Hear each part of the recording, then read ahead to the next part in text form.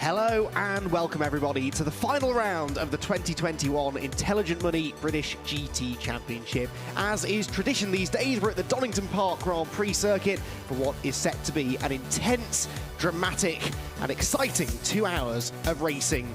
Over the course of the 2 hours, we will crown the final set of champions with 5 teams still in contention for the GT3 title. The championship being led by Dennis Lind and Machitski in their Barwell Lamborghini. They've got an 18.5-point cushion over Yelmer, Buurman and Loggie for Ram Racing, with Phil Keen and Michael Igoe, Sandy Mitchell and Adam Balon, and Andrew Howard for Beachdeed AMR, all still in contention. It's been a fascinating season so far, one of the most competitive for quite some time, with a number of different teams reaching the top step of the podium. We've had dramatic races, including the last visit here to Donington Park in the summer, and this one is set to be no different. With such a competitive field of cars, you can always expect the unexpected, and after a dramatic qualifying session yesterday, that is certainly the case here this weekend. There is the threat of more rain. We've had that a few times earlier on this year as well. And if that happens, it could throw all of the pre-event predictions well and truly up in the air. Yesterday's qualifying session certainly saw its fair share of drama. In particular, issues for the championship leaders. Machitski with a spin in his part of qualifying. He went into the gravel, thankfully no damage done, and he was able to get back out on track after a red flag period to set another lap time. The championship leaders will start from 6th on the grid. On pole position, though, will be one of their big rivals, Phil Keen and Michael Igoe for WPI Motorsport, starting at the front. In GT4, meanwhile, well, that championship has already been wrapped up. Will Burns and Burton champions after a fantastic race victory, their 3rd of the year, last time at Oulton Park. However, the GT4 Pro-Am Championship, that is still very much up for grabs. It's Darren Turner and Matt Topham for Newbridge Motorsport who head the championship standings, 14.5 points clear of the Fox Motorsport McLaren of Jamie Stanley and Nick Halstead, winners at Snetterton a few weeks ago and regular visitors to the GT4 Pro-Am podium. They will be looking for a good result here, and they don't have a success penalty to serve, which surely will aid their championship fight. Their nearest rivals, meanwhile, are the impressive Assetto Motorsport squad of Charlie Robertson and Mark Sanson, bringing their new Ginetta G56 into the championship this year. They finally got their first Pro-Am victory in the second race at a wet Oulton Park. The 4th and final team still in contention are the Toyota Gazoo Racing UK squad. John Ferguson's got Jamie Caroline back alongside him this weekend for the second meeting in succession, and John is mathematically still in contention for the Pro-Am title.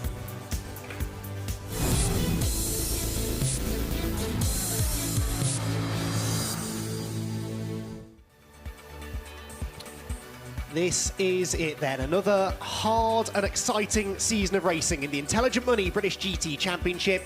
Comes down to this, it is the Donington Decider. 2 hours of racing around the Donington Park Grand Prix circuit. Mixed conditions, we've got 5 teams going for the GT3 Championship. We've got titles in GT4 yet to be decided as well. This is going to be an absolute barnstormer, I can just feel it. The track temperature though is low. It is only 12 degrees. It's been raining all morning, stopped raining about half an hour or so ago, but the track is going to take quite some time to dry, and that just throws an extra bit of spice into the mix. Teams are really going to have to think carefully about their tyre strategies. We'll get into that in a few moments' time, but it's certainly going to add extra complication to this all-important championship decider. We've got a good crowd on hand, not just trackside, but on the track as well, with grid walks and pit walks making a very welcome return to the championship this weekend. Just another step in the right direction, isn't it, towards normality, and we're so happy to see the continued support of this fantastic championship.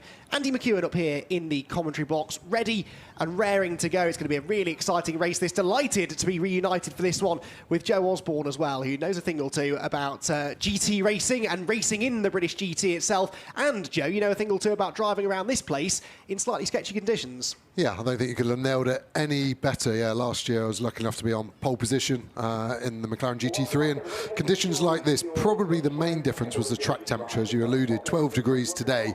That day it was more like 24, 25, so the track did dry. We gambled, started on slicks. It was the worst decision of my life for the first 3 laps as I plummeted down the order, but then suddenly it came good and we were back at the front again after those slicks really activate. They get hot and then they get grip. Today, I think the first hour with the AMs in those cars, I think there's going to be wets, and it's going to be who can hang on those wets and not kill them before sort of the mandatory pit stop in that first hour of the race. Yeah, it certainly makes things challenging when Mother Nature intervenes, and an extra challenge is really not what any of these teams wanted, especially those that are going for a championship. Well, there is a third member of our team that you'll be hearing from and hopefully seeing quite a bit of over the course of the next couple of hours. Down in the pit lane and now on the grid is Bryn Lucas. And Bryn, I know you're just as excited as we are. Do you know what? The amount of times this season that you've thrown down to me, and it's been absolutely hammering it down, or it's felt like it anyway, and right now it's dry, and I tell you, the wind has picked up a bit, it is starting to dry, but the track is unbelievably greasy, which means it's going to prove to be quite an exciting start of the race. So if you cast our minds back to what happened earlier in the season here at Donington, it doesn't have to rain for it to be exciting, but it is extremely greasy, and you can see the cars are now starting to come out onto the track over my shoulder. There's also a really good atmosphere on the grid because we have fans on the track side, which is great to see. It's really nice to see all these wonderful people that have come to Donington Park for the Donington Decider. And I've also got Sam Neary here, and Sam's dad is starting 4th at the moment on the grid with his dad, or 3rd in fact, with your dad. Is it slick, Sam, or is it wet? At the minute it looks like wets. You know, it doesn't look that wet, but when the cars start going around, you'll see how much spray lifts up. Hopefully towards the second stint we will get to slicks, but it'll make overtaking really difficult when you're on slicks. So, you know, it really is a gamble, and we'll see what happens. What are your thoughts onto the weather? Is it going to stay like this for the rest of this race, or do we think it's going to start to rain at some point? It all depends what weather app you look at, to be honest. We think it's going to stay this track conditions now, so hopefully we'll get to slicks by the end, and if Rich can get us up into P1, hopefully that'll be it, and we know how good your dad can be off the start as well, so we'll have to wait and see what happens, but we wish you the best of luck for today. Thank you very much. Yeah, thanks, Bryn. Thanks, Sam. Sam, one of the really impressive youngsters that this championship has produced over the last year or so. And yeah, his father, Richard, who he shares that car with, when we raced back in the summer here at Donington Park, Richard started the race 10th. When they came out of the first corner, he was 2nd. That is what Bryn's alluding to. A very, very committed race starter is Richard Neary. And we look forward to seeing what he can do today. Now then, let's paint the championship picture, shall we then? Most of the interest is on GT3, and in particular this car number 63 for Barwell Motorsport. They're the reigning champions, remember. They wrapped up the title at Silverstone just under 12 months ago, and now they've got 2 cars in contention for the championship in 2021. It's Leo Machitski, who almost has contact with the GT4 Toyota before he even gets to the grid, who leads the championship with his teammate Dennis Lind. They have an 18.5-point cushion over Ram Racing's pink Mercedes, number 6, of Yelmer, Buurman and Ian Loggie. And then it's very tight. They're just 2 points ahead of Phil Keen and Michael Igoe, who start the number 18 WPI Motorsport Lamborghini from pole position today. Although they do have a success penalty to serve, we'll get into that in a little while. They are then in turn 6 points clear of the second of those Barwell cars, Sandy Mitchell, the reigning champion, with Adam Balon in car number 1. And then the 5th car that is in contention is the number 7 Beechdean Aston Martin of Andrew Howard, although that is a little bit of a long shot. So Leo Machitski brings the car around to the grid to be greeted by Bryn Lucas and Dennis Lind.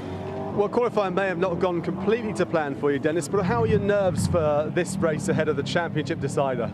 I think I'm more nervous now than I will be when I get in the car. Obviously, it's a bit difficult to leave the responsibility to another person. But obviously, Leo, I think, is probably one of the most experienced drivers on the grid in terms of changing conditions. He's done a lot of international racing, so he's used to this kind of stuff. Just saw Yelmer walk past as well. Now they're the two, that's the other team really that are really fighting for you, Yelmer, Buurman and Ian Loggie. They're starting 1 position ahead as well. So what's your message to Leo off the start? Well, obviously they have to win. We just need to finish 3rd, and at the moment they're the ones under pressure, because the position we're in now, we're going to win the championship. So obviously we want to move ahead, but it's not really crucial. I told Leo that, you know, we should just try to keep up. They all have penalties, everyone that we're fighting with. So if we're within those 20 seconds, we'll be fine. Sounds like a good plan, but you know, plans sometimes don't go to plan. Yeah, hopefully it goes better than last time we were here. So we want to do a little bit more than 1 corner this time. Yeah, good luck. Thank you. Thank you. Thank you. Dennis Lind referring, of course, to the contact that he had with the car that actually drove past him as he made that comment, the number 18 WPI Motorsport Lamborghini. Now, Joe, Tyres. This is going to be a big talking point. You mentioned this earlier on. Wets or dries, which way do you go? Ideally, they'd love to go somewhere in between, wouldn't they? But they are restricted to those two choices. Yeah, exactly. In Formula One, we see many tyre compounds from Pirelli, not just slicks, the intermediates and the full wet. In GT racing, we don't have intermediates. It's sort of a cost-saving thing. It saves teams having to have 3 types of tyre. But you can sort of rudimentary make an intermediate from an old wet. So the old wet is basically done a few laps in heat cycles, and that hardens the rubber, so it's better at lasting in these conditions. So the top teams will literally, even on a dry test day, will go out on a set of wets and just take the tops off them, so they've got less tread, they're that bit harder, so you've got like an old school intermediate, and that's exactly the tyre that these conditions want today, I would suggest. Yes, the question is, of course, if it dries, when does it dry? There is a mandatory pit stop for all of the teams coming in the middle part of the race. Ideally, that's when they like to switch from the wets to the slicks. Bryn, back to you. Ian Loggie's in the car, Yelmer Burman, you're standing outside of it, and over your shoulder is the 63 of Machitski and Dennis Lind. Just saw you walk past them. It's all for you, isn't it? You have to fight and fight and fight to get anything out of this race. Yeah, absolutely. I mean, we've got a 10-second pit stop penalty from the last round. And yeah, ideally we would try and at least have that 10-second gap to some cars behind us. Because as we know, this track is not ideal for overtaking, but I'm sure we'll, in the end, with all the mixed conditions and so on, a lot will happen. So.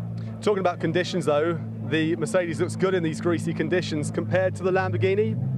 Yeah, I mean, usually we're quite happy with these conditions. It's a bit of a question still to me what the rest of the track is. I haven't had time to speak to Ian yet, but I can imagine that there are some corners which are where already is some kind of a dry line. So that makes it then a bit more difficult because obviously, there's only one line, so it'll be difficult to overtake then.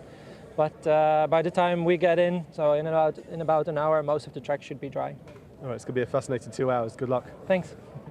Yeah, thanks, Bryn. Yelmer Buurman, he's an old pro at this stage, isn't he? He knows what he's doing. Ian Loggie has been around for quite some time as well, so a very, very safe and experienced pair of hands, in theory. Can they do it? Can they overhaul that 18.5-point cushion, or will it be this car that does it? They're only 2 points further back, Phil Keen and Michael Igoe. They start from pole position, and they won in the wet last time at Oulton Park. Joe, that's great. It means their form is really good. But not great that they're going to have to carry the maximum success penalty for this final race. In fact, maybe we can get their thoughts on this, because Bryn Lucas is down there with Phil Keen. Yeah, Phil's just been there talking to Michael. Phil, the plan of attack, you're good at Donington. What can you do? What are you talking to Michael about? Well, we just need to win the race, to be honest. So we're going to try and go as fast as we can from the off and see how it unfolds. What do you think is going to happen weather-wise, track-wise, grip-wise? I think it's going to be wet for the first half an hour, 45 minutes, and then I would have thought we'd be on slicks for our stint. But I think at the moment the plan is to just run Michael as long as we can on the wets, because you lose quite a lot of time coming in and changing, and you're not really going to. It has to be a big deficit on slicks to catch back up again to make up the fact that you lose so much in the pits. So.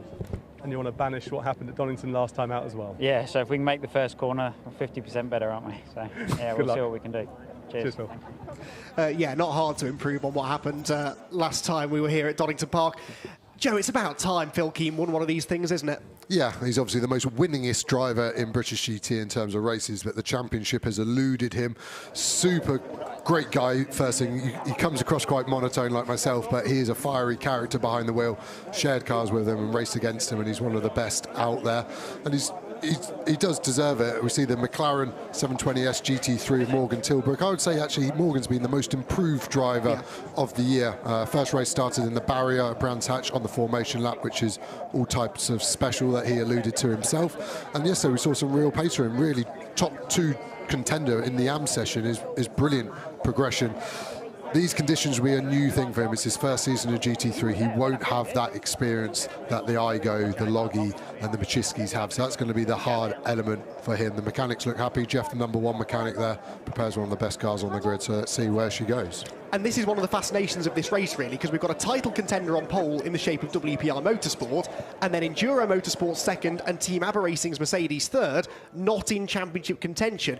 In a way, I think those two cars between them could have the deciding say in who wins this championship, because they're in amongst the championship frontrunners with less to lose. 100%. And the one thing I think that's easy to overlook, we mentioned the amateur aspect of racing. These amateurs generally all have a really big ego, and I mean that in a positive way. They're successful business guys, but they rub each other up the wrong way out of the car. And there's quite a few AMs that I'm not going to name that don't like each other, and some are in the championship and some aren't. So I think you're going to see that in the body language of the car, how they defend, how aggressive they are on the front foot. I think there's a lot of interesting pieces to this puzzle that are yet to fall into place.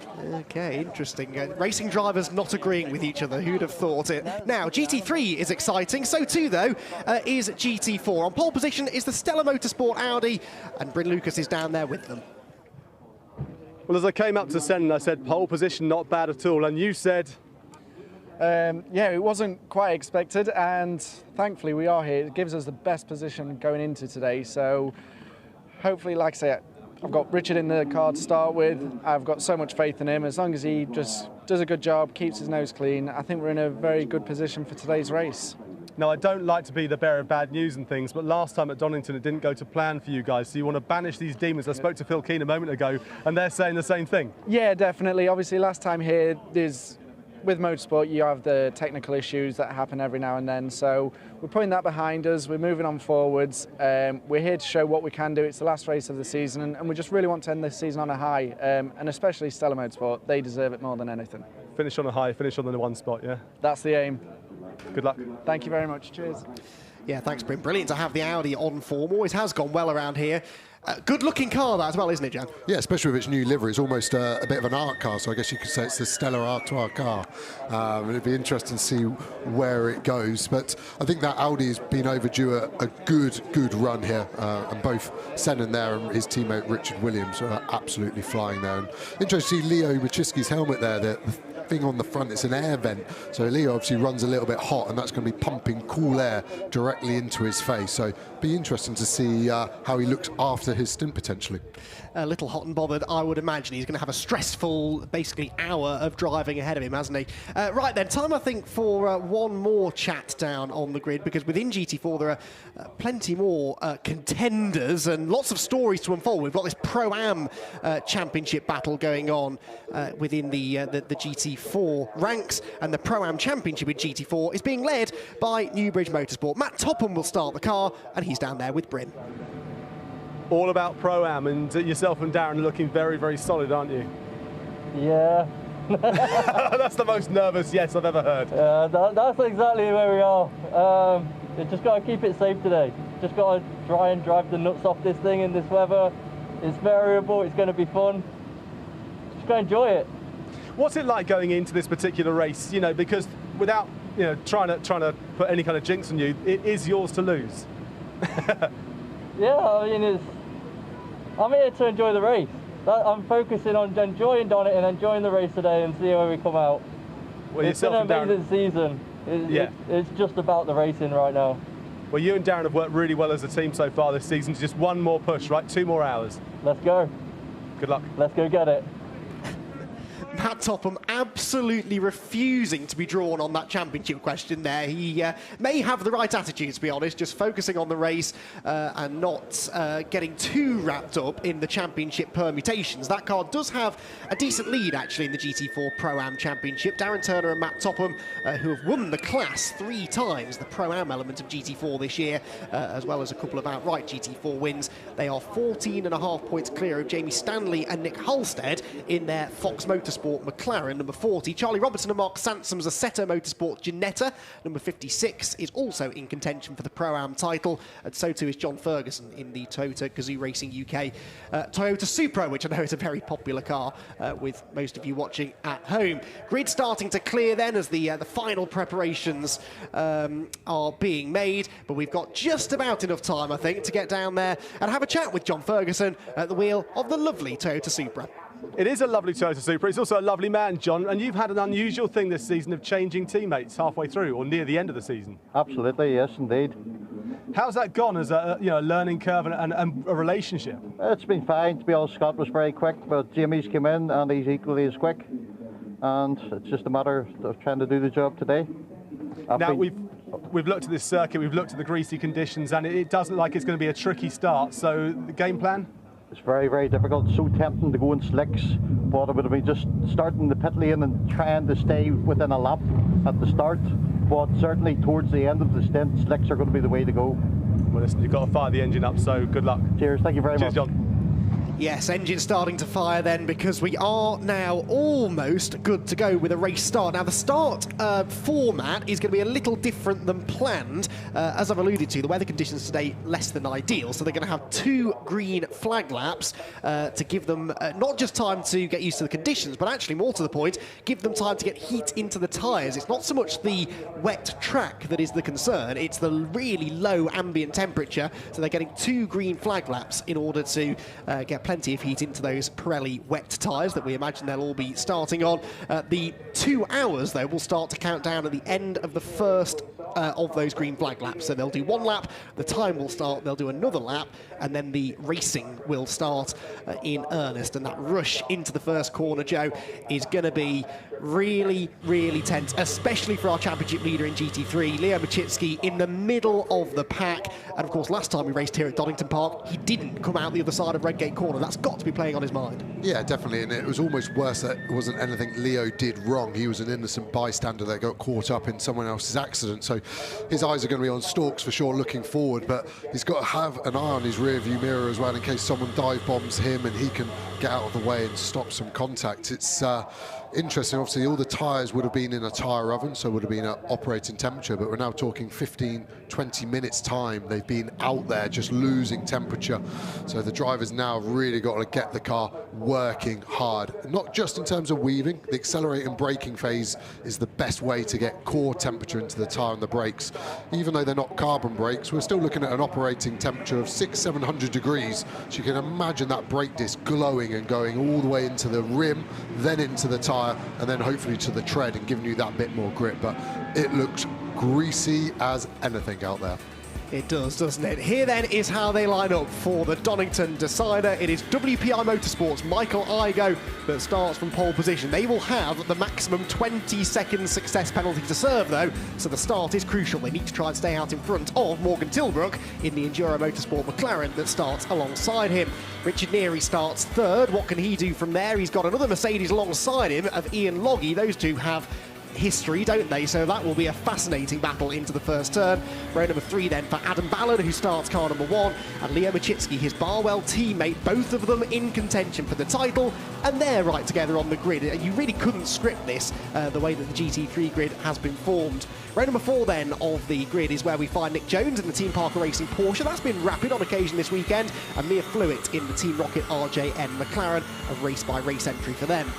Row 5 for Andrew Howard, the last of the GT3 title contenders, the Paddock Motorsport Bentley alongside the number 9 BMW in the pit lane. We'll get to that in a moment, that's interesting. Stuart Proctor and Ian Stinton are towards the back of the GT3 grid. Ian Stinton with Tolman Motorsport making a welcome return to the championship, not running McLarens as we saw last time, but with the big Bentley. Then into GT4, Richard Williams in the Stella Motorsport Audi has the class pole position with Michael Benyaya alongside in one of the 3 Team Rocket RJN McLarens. Row number 2 in the GT4 ranks is then where we will find the Academy Motorsport Ford Mustang of Will Moore, and another Will Burns in the 57th Century Motorsport BMW, which wrapped up the overall GT4 title a month or so ago at Oulton Park.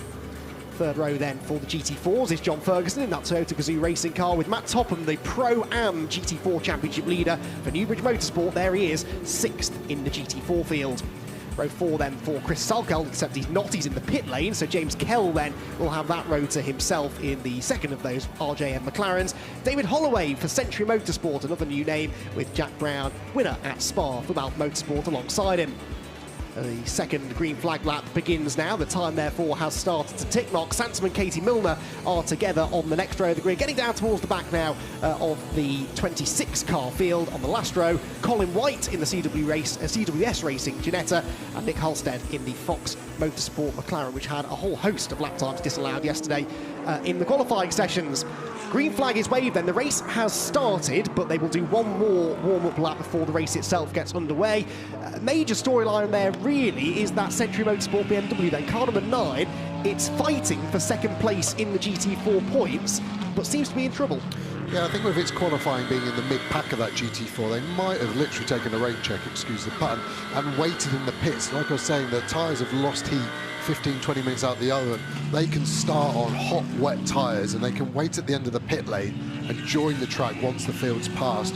Lost 6 places, but potentially that could be a second or two a lap in performance, and they might get a net gain. So the way the team weren't panicked about the car, it looked like it was premeditated. It was up on its track, wheel nuts ready by the car. I think that's a strategic call rather than an issue on their part. Okay, that's interesting. So Century Motorsport then looking to make it a 1-2 in the GT4 Championship. The 57 car has already wrapped the title up. The number 9 arrives here at Donington Park, 6.5 points behind car number 2 of Jordan Collard and James Kell, the McLaren. So that's going to be a fascinating battle to watch as we move into the race. A race then that is not that far away from starting. The cars are lining up 2 by 2. So much to talk about here. It's always one of the highlights of the season, this, the final round of the championship. It was at Silverstone last time because of a COVID-affected calendar, but the Donington Decider is back for 2021, and we're delighted to have you all on board. So strap yourselves in. This is going to be an awful lot of fun. It's Michael Igoe then in the red WPI Motorsport Lamborghini. Winners last time at Oulton, though, like I said, so they've got an extra 20 seconds to serve in the pit lane.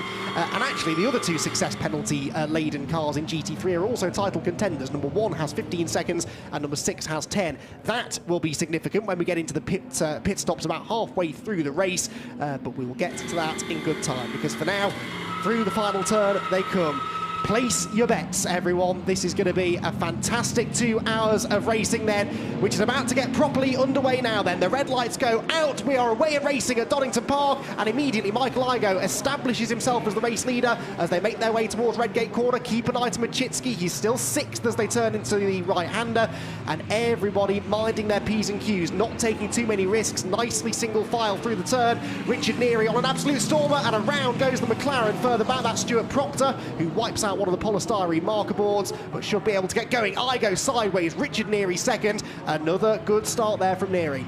Yeah, great control start by everyone. Everyone was very sensible. We saw the spacing between them as we see car going off to the right. Igoe's off to the right. Looks like that would have been by himself, and I mean that Neary wasn't close enough to put a move on him.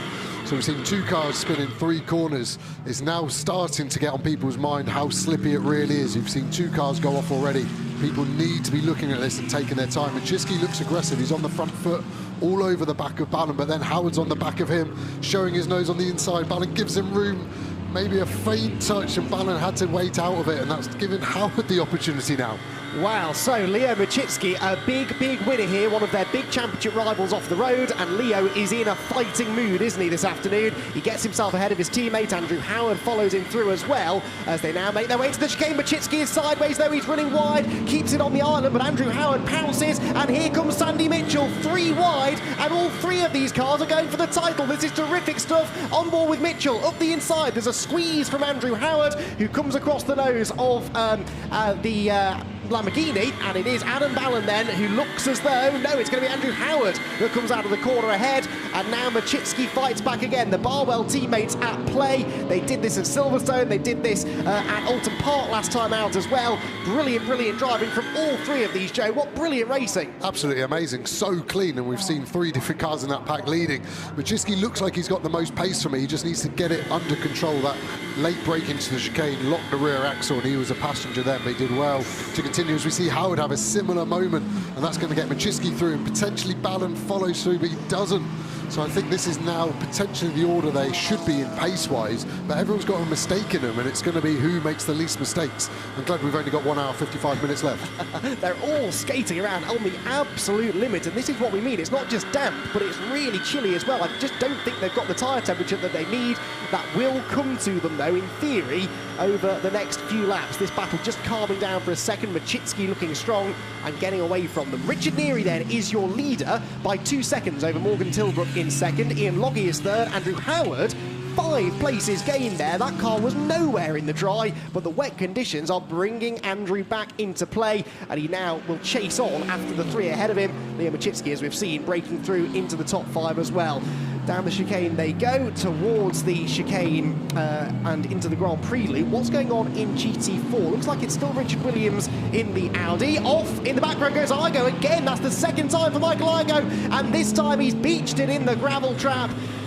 It was all looking so good for WPI Motorsport. They bagged the pole position, but a spin on the opening lap and another off now at Coppice. And that, I'm afraid, Joe, is their title done. Yeah, day done. 2 spins, 2 laps. That's not how you mount a charge. And just feel gutted. One for Michael Igoe, but for Phil Keen, he literally cannot buy luck in a Donington decider. I mean, you couldn't even blame a Lamborghini, because you see Balon and Machitski are looking pacey, looking really good. So unless WPI have just maybe banked on it drying later and have gone with an aggressive, stiffer setup, which has made it hard for Michael. We're going to go on board here. So obviously GT4's in front because of his previous spin. Under braking, looks okay, goes in, picks the throttle up, sounds okay at the moment. Little moment. Gets that little moment early, and that should be his warning that the grip's not there. You've got to be constant with the throttle. You can't just jab it. You hear the rear spin up, 180 degrees of opposite lock. There's no saving it from there, and it is good night. Yeah, that is such a shame. And Loggie with a big twitch through Starkeys as well, so even the big Mercedes is a little bit lively in these conditions. But yeah, Michael Igoe and Phil Keen then, it looks like we could strike them from our championship contenders list, because there they are, still stuck in the gravel. They're going to go a lap at least down, maybe 2. The live snatch vehicle there, so we don't need a safety car to get that car recovered. But that is their day done. Change for the GT4 lead, meanwhile. That is Will Moore in the Academy Motorsport Ford Mustang, which, remember, was really strong in the wet back at Snetterton a few rounds ago, getting ahead of Richard Williams in the Audi. That Mustang in the wet is a real contender. Yeah, definitely. It looks great in the wet as well. We saw it warm up. It clears a lot of water, but it's got such a good platform. It's really square. I think it might just be so heavy it pushes through the water to find some dry tarmac, but everyone needs to be careful of that live snatch vehicle. Sorry, we've got double waved yellows, and it's awful as a driver. As a driver, we cannot be faster in that sector. So as long as we're 1 tenth slower, we're not breaking the rules. And in conditions like that, with a JCB in that position, you're really having to manage the risk. As we see Loggie right on the back of Tilbrook here. Be interesting in sector 3, the traction of the cars. Engines in completely different parts of the car. The mid-engine McLaren should get the better kick out of the corner where the weight is, but then historically the Mercedes with the front engine over that axle can carry a bit more entry in, and we're seeing that gap just decrease a bit too much on the dry line there for Loggie, so that slippier part of the track, and you can see how much he's lost out of turn 1. We're diving through craner curves. Even this onboard makes it look steep, but once you're sat in that car, your helmet on, you can see nothing. It's threading a needle at 200 kilometers an hour. Picking up through the apex through there, we see the GT4's not that far behind the leaders in GT3, and it shows you once you can't get that power down, the differential between GT3 and GT4 is almost nullified in areas. Yes, so the GT4 field being led by the Mustang, but Williams seems to be struggling a little bit now, doesn't he? He's got the number 3 car right behind him. That's Michael Ben-Yaya. Michael actually with a good run through the old hairpin, might be about to challenge. Then you've got the championship winning BMW right behind them as well, of Will Burton. So this is a pretty entertaining battle here for 2nd, 3rd, 4th and even 5th actually, with James Kell closing in the white and yellow Rocket RJM McLaren. So 4 of them as one, and Richard Williams just slithering around a little bit more than the cars around him. He's slower off the corners, and Ben-Yaya is chomping at the bit here to make this move stick. Tricky to do though in these conditions. Yelmer Buurman alluded to it on the grid with Bryn. To overtake, you have to go off that one ideal racing line, and that is hard to do when it's wet. Yeah, definitely. All the drivers are searching for the grip, and that's the big difference from wet running to dry running. The dry line, there is really only one line. A few corners might have an interpretation of line, but in the wet is a plethora of options where the grip is, where it's drying more, what the camber is, what curb you want to use. So the guys are still working that out. And to me, it looks like the Audi's really poor under braking. It looks like it's got too much bias on the rear axle. You can see the rear of the car already rotating into these corners, which would kind of say that the rear axle is doing too much work. So I think they maybe need to look at a bias change as we see Ben-Yaya get the nose down, and I think he's going to do enough to kind of block him out. It's almost like a speedway pass that on motorbikes when they get down and then hold him up. Williams could have had a better drive and a later apex, but Ben-Yaya did an amazing job to kind of nip that in the bud. Yeah, Williams is now going to try and do the same thing, though, and get the run out of Redgate to maybe challenge on the way down the craners, but I suspect that will not quite work out. Yeah, he's sideways on the exits, and the McLaren stays ahead. Great variety on show again, though, within GT4. The class being led by a Ford Mustang, with a McLaren second, an Audi third, and a BMW in fourth. And there, look, the Aston Martin in 6th position is Matt Topham, still leading in the Pro-Am category. So things looking good for their GT4 Pro-Am Championship charge. Down through the old hairpin, they slide slide, and this sliding is actually going to get worse the drier the circuit gets, because of course they're on tyres that require quite a good amount of standing water, really, and there just ain't the standing water, is there? How quickly, though, do you expect the track to dry? So we're looking at, well, we've still got another at least 45 minutes until the GT4s compare, and nearly 50 until the GT3s. So, so we've seen Igoe get released, basically. So he's been pulled out by the JCB and he's rejoining just before he went off, so he can have another go at trying to do it right straight away. That is great, but he's obviously already 2 laps down, so it's going to be more just a bit of fun and testing times. But yeah, you're seeing cars coming off the line now to try and look for that water. I think we've timed it just right in terms of the pit window is going to be when guys want to go slick. We're understanding from the team in the pit lane that the number 9 car actually started on slick, so the GT4 we saw waiting there. I mean, it's a lot more stupidity than bravery in my opinion, because of the amount of spray.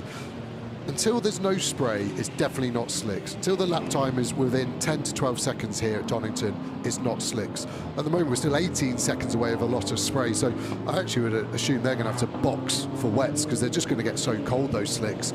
The only interesting thing, if they do stay out and the other teams realise they're on slicks, they're the barometer. So as soon as that 9 car starts getting some green or purple sectors, the others know the track is getting in an area to be ready for those slicks. That is a way away, though, because they're about 11 seconds a lap off the pace right now, so they might have lost too much time for that to ever really benefit them even in the long run, but we'll keep an eye to their lap times anyway. On board with Matt Topham then in the Newbridge Aston Martin, dropping down through the Craner curves. Windscreen wipers on the lazy setting here, because it's not actually raining, it's just to clear the bit of spray from the cars ahead. This battle, though, is now starting to reignite, isn't it? Because Adam Balon, he had the fastest lap a while ago, although Richard Neary's now taken it off him, and there's almost contact between the teammates. Machitski again got it wrong at the chicane, and Adam Balon just, and I mean just, avoided what would have been an incredibly embarrassing and title-defining collision with his teammate. Yeah, I mean, a similar colour car, so the damage wouldn't have looked as bad, but I think Adam Balon had magnetic eyeballs on then. He was looking at Machitski going a good 20k slower and almost looked like he just wanted to hit him. He did an amazing job in the final moments to avoid contact, but Leo is struggling at that chicane. He would be begging to be on the national configuration here, I think, and be going the other way. But Balon's really come alive, as you said. He's got past Howard, and then he's dropped him, and then he's all over Machitski. Balon's come on a long way, but Machitski's got so much more experience in GT3. This is one of the best drives I've seen from Balon so far. And just look how smooth he is in the car. For an amateur, he looks really relaxed. His gear shifts with his hands and eyes. I'm getting positive vibes from Adam Balon here. I'm thinking he's going to get past Machitski in the next couple of laps. How much of this, you mentioned Machitski's experience, and yet he seems to be struggling. Well, we'll get back to that in a moment, because everything's changed in GT4. Will Burns is now ahead of Richard Williams, James Kell closing in, and in amongst it all, you've got Michael Igoe trying to unlap himself from the GT4 field in his GT3 WPI Motorsport Lamborghini. Also Stuart Crompton, you can see in the background, in his GT3 McLaren, closing in on this group as well. So, strictly speaking, the GT4s don't have to get out of Igoe's way here, although they'd probably be better served doing so. Around the outside there goes Matt Topham on the McLaren there. That was Jack Brown.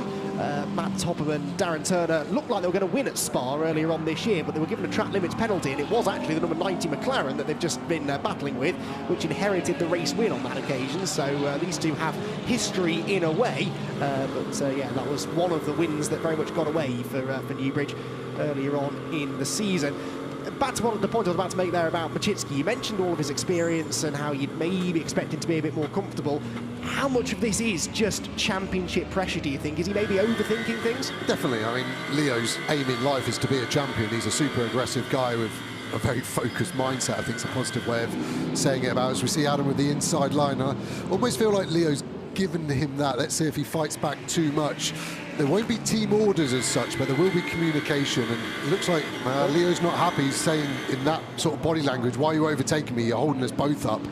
But I think there's probably frustration at his own performance right now. He should tuck in behind Adam Balon, the complete opposite to what he's about to do, and just follow him. And he's going to find 2 or 3 tenths of a second of a lap. That's going to pull him away from Andrew Howard, and potentially pull him up to the top 3. Like we know, this position is enough for him in the championship, where Loggie is currently. So relax, Leo. Calm down, baby. Just bring it home. Follow Adam, who's doing a great job. And it's so much easier as he has a huge moment. But then Adam Balon's slow off the corner. it really is emphasising these tricky conditions. It's hard to hook a lap up. Might be quicker for 5 corners, then a big mistake totally negates whatever you just gained by being a hero in those 5. We're seeing better car control from these AMs as the years go on, but still it looks difficult in front. Completely different lines. Let's see who wins. Adam Balon's wider, so he needs to be going faster to make that time over distance equation work for speed, and it looks like he probably gained a 10th or 2. So Leo needs to realise that and do the same next lap. All very well, because Andrew Howard is all over him. That is an amazing brake performance for Aston Martin. It looked like he was going to get fully alongside him, but this is difficult for Leo. He definitely hasn't found a rhythm in the first 17 minutes of this race. I don't know about Leo, but riding on board with him was making me nervous. The car twitching around all over the place, and the slightest knock, the slightest mistake here from him or any of the cars around him, honestly, could end his Dennis Lind's championship aspirations. So this is really nervy stuff here from Leo. So far, so good. He hasn't yet made a significant mistake, at least not one that's come back to bite him, but he is still under a lot of pressure from Andrew Howard. There goes the second place battle. Morgan Tilbrook and Ian Loggie have been circulating within 5 or 6 tenths for the last number of laps, really, but they're 7 3/4 seconds behind the race leader, Richard Neary. Andrew Howard at the inside of Leo Machitski into Redgate corner, gets the place, but now Leo might be faster on the exit. He is faster on the exit. He pulls back alongside, and he will move back through. Dennis Lind is really enjoying himself watching the race from the pit lane. He'd probably much rather be out there in the car. At least then he's got full control of his own destiny. But right now, Leo Machitski, he's not simply rolling over and letting people go, is he? Whether that turns out to be the right thing or not, we'll have to wait and see. But certainly did not want to let Andrew Howard get past him. Yeah, and Andrew Howard was properly aggressive there. That was almost borderline lunge. He got it stopped, so it was a great move in hindsight, but Leo's now realising that Andrew Howard means business. He's not here to have a nice ice cream and to have his day off at the weekend.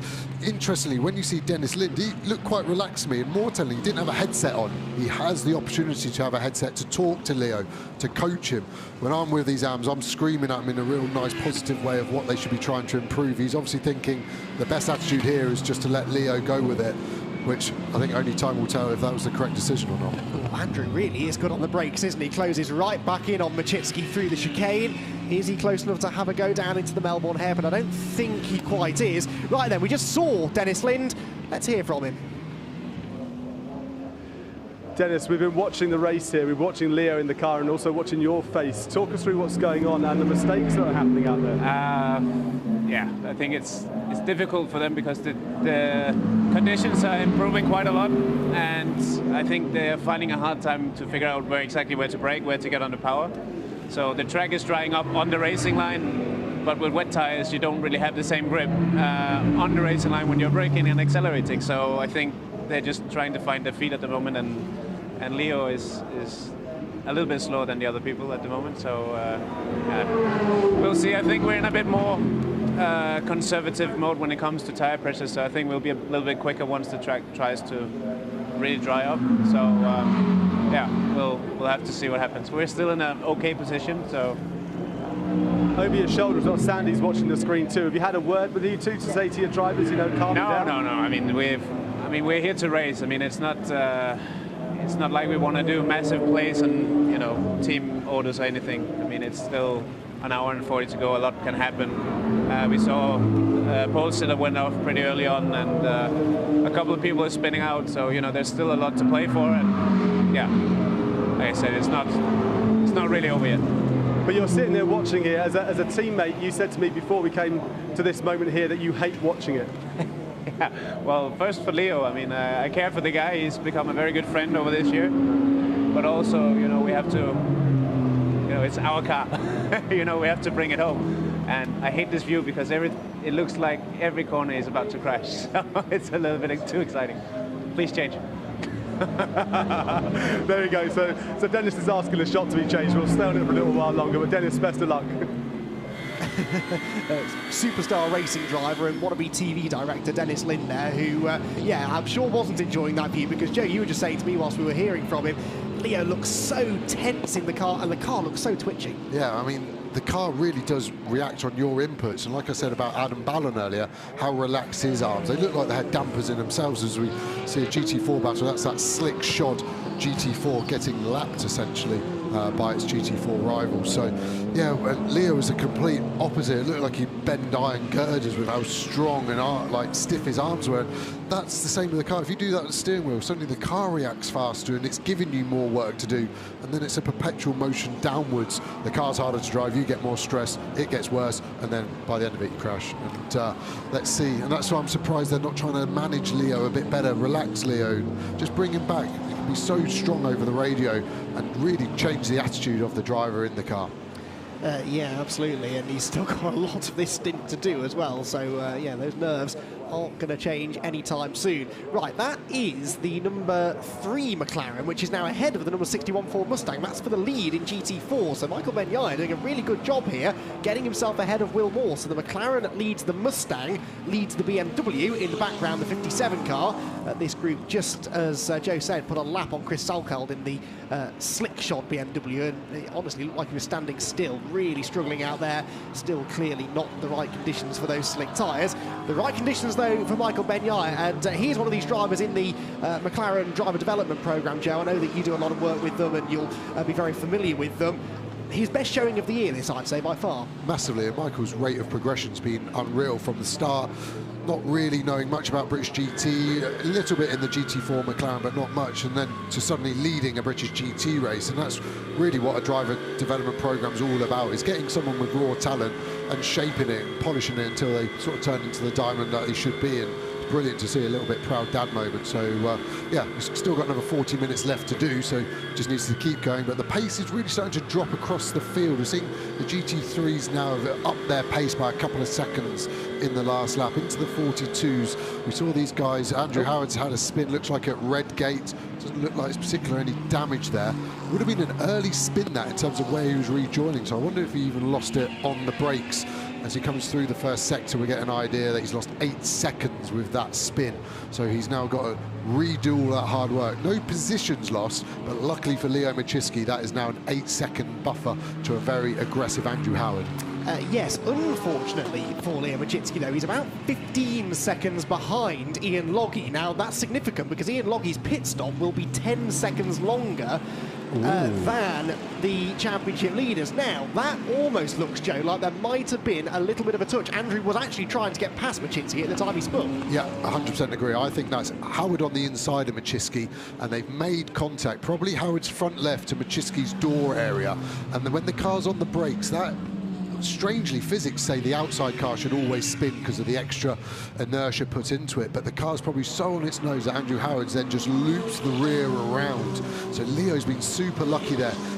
I'm 99% sure the contact will be light enough where there's no damage, there's no particularly intricate parts on the Lamborghini in that door area, potentially a bit of sill damage that won't help the aerodynamics on the diffuser, but I think Leo has been really lucky there. Like I said, Andrew Howard was a bit lungy the previous few laps, and I think he's probably taken that one step further and tried to stick a flake on Leo.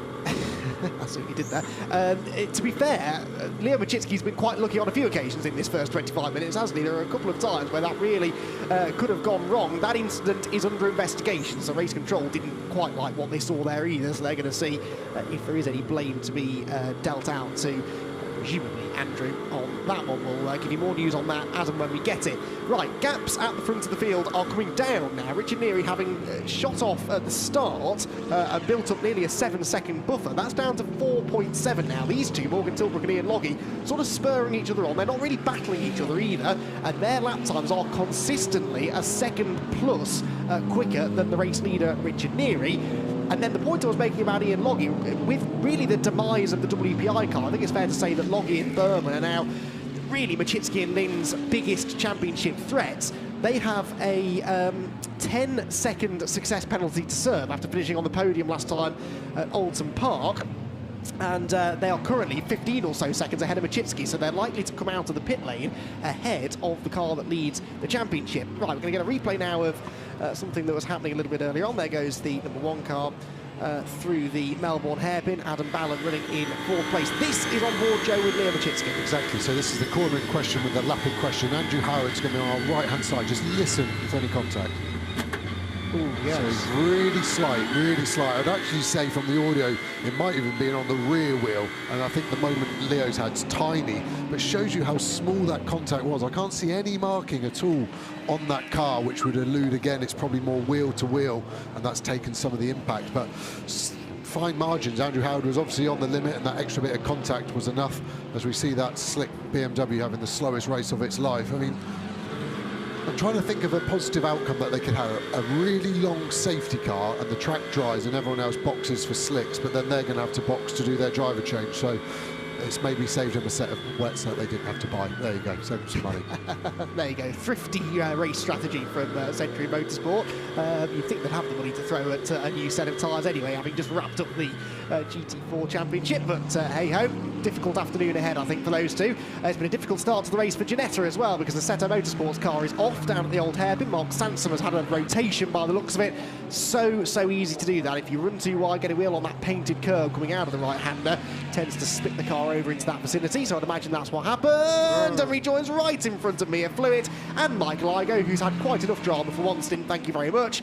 And that was quite a scary moment. Yeah, as you said, on the painted surface has always got less adhesion than the tarmac, and if you then added throttle into the equation, that rear left would have just spun up and sent him that way. Yeah, I mean, the rejoining wasn't good enough, and we need to look at that. And if you go off, the problem is your heart is absolutely racing and you're a bit embarrassed, you just want to get going, so you just drive. Driving across the track in front of two GT3 cars probably isn't the best way of achieving that. We're now really seeing the traffic come into play.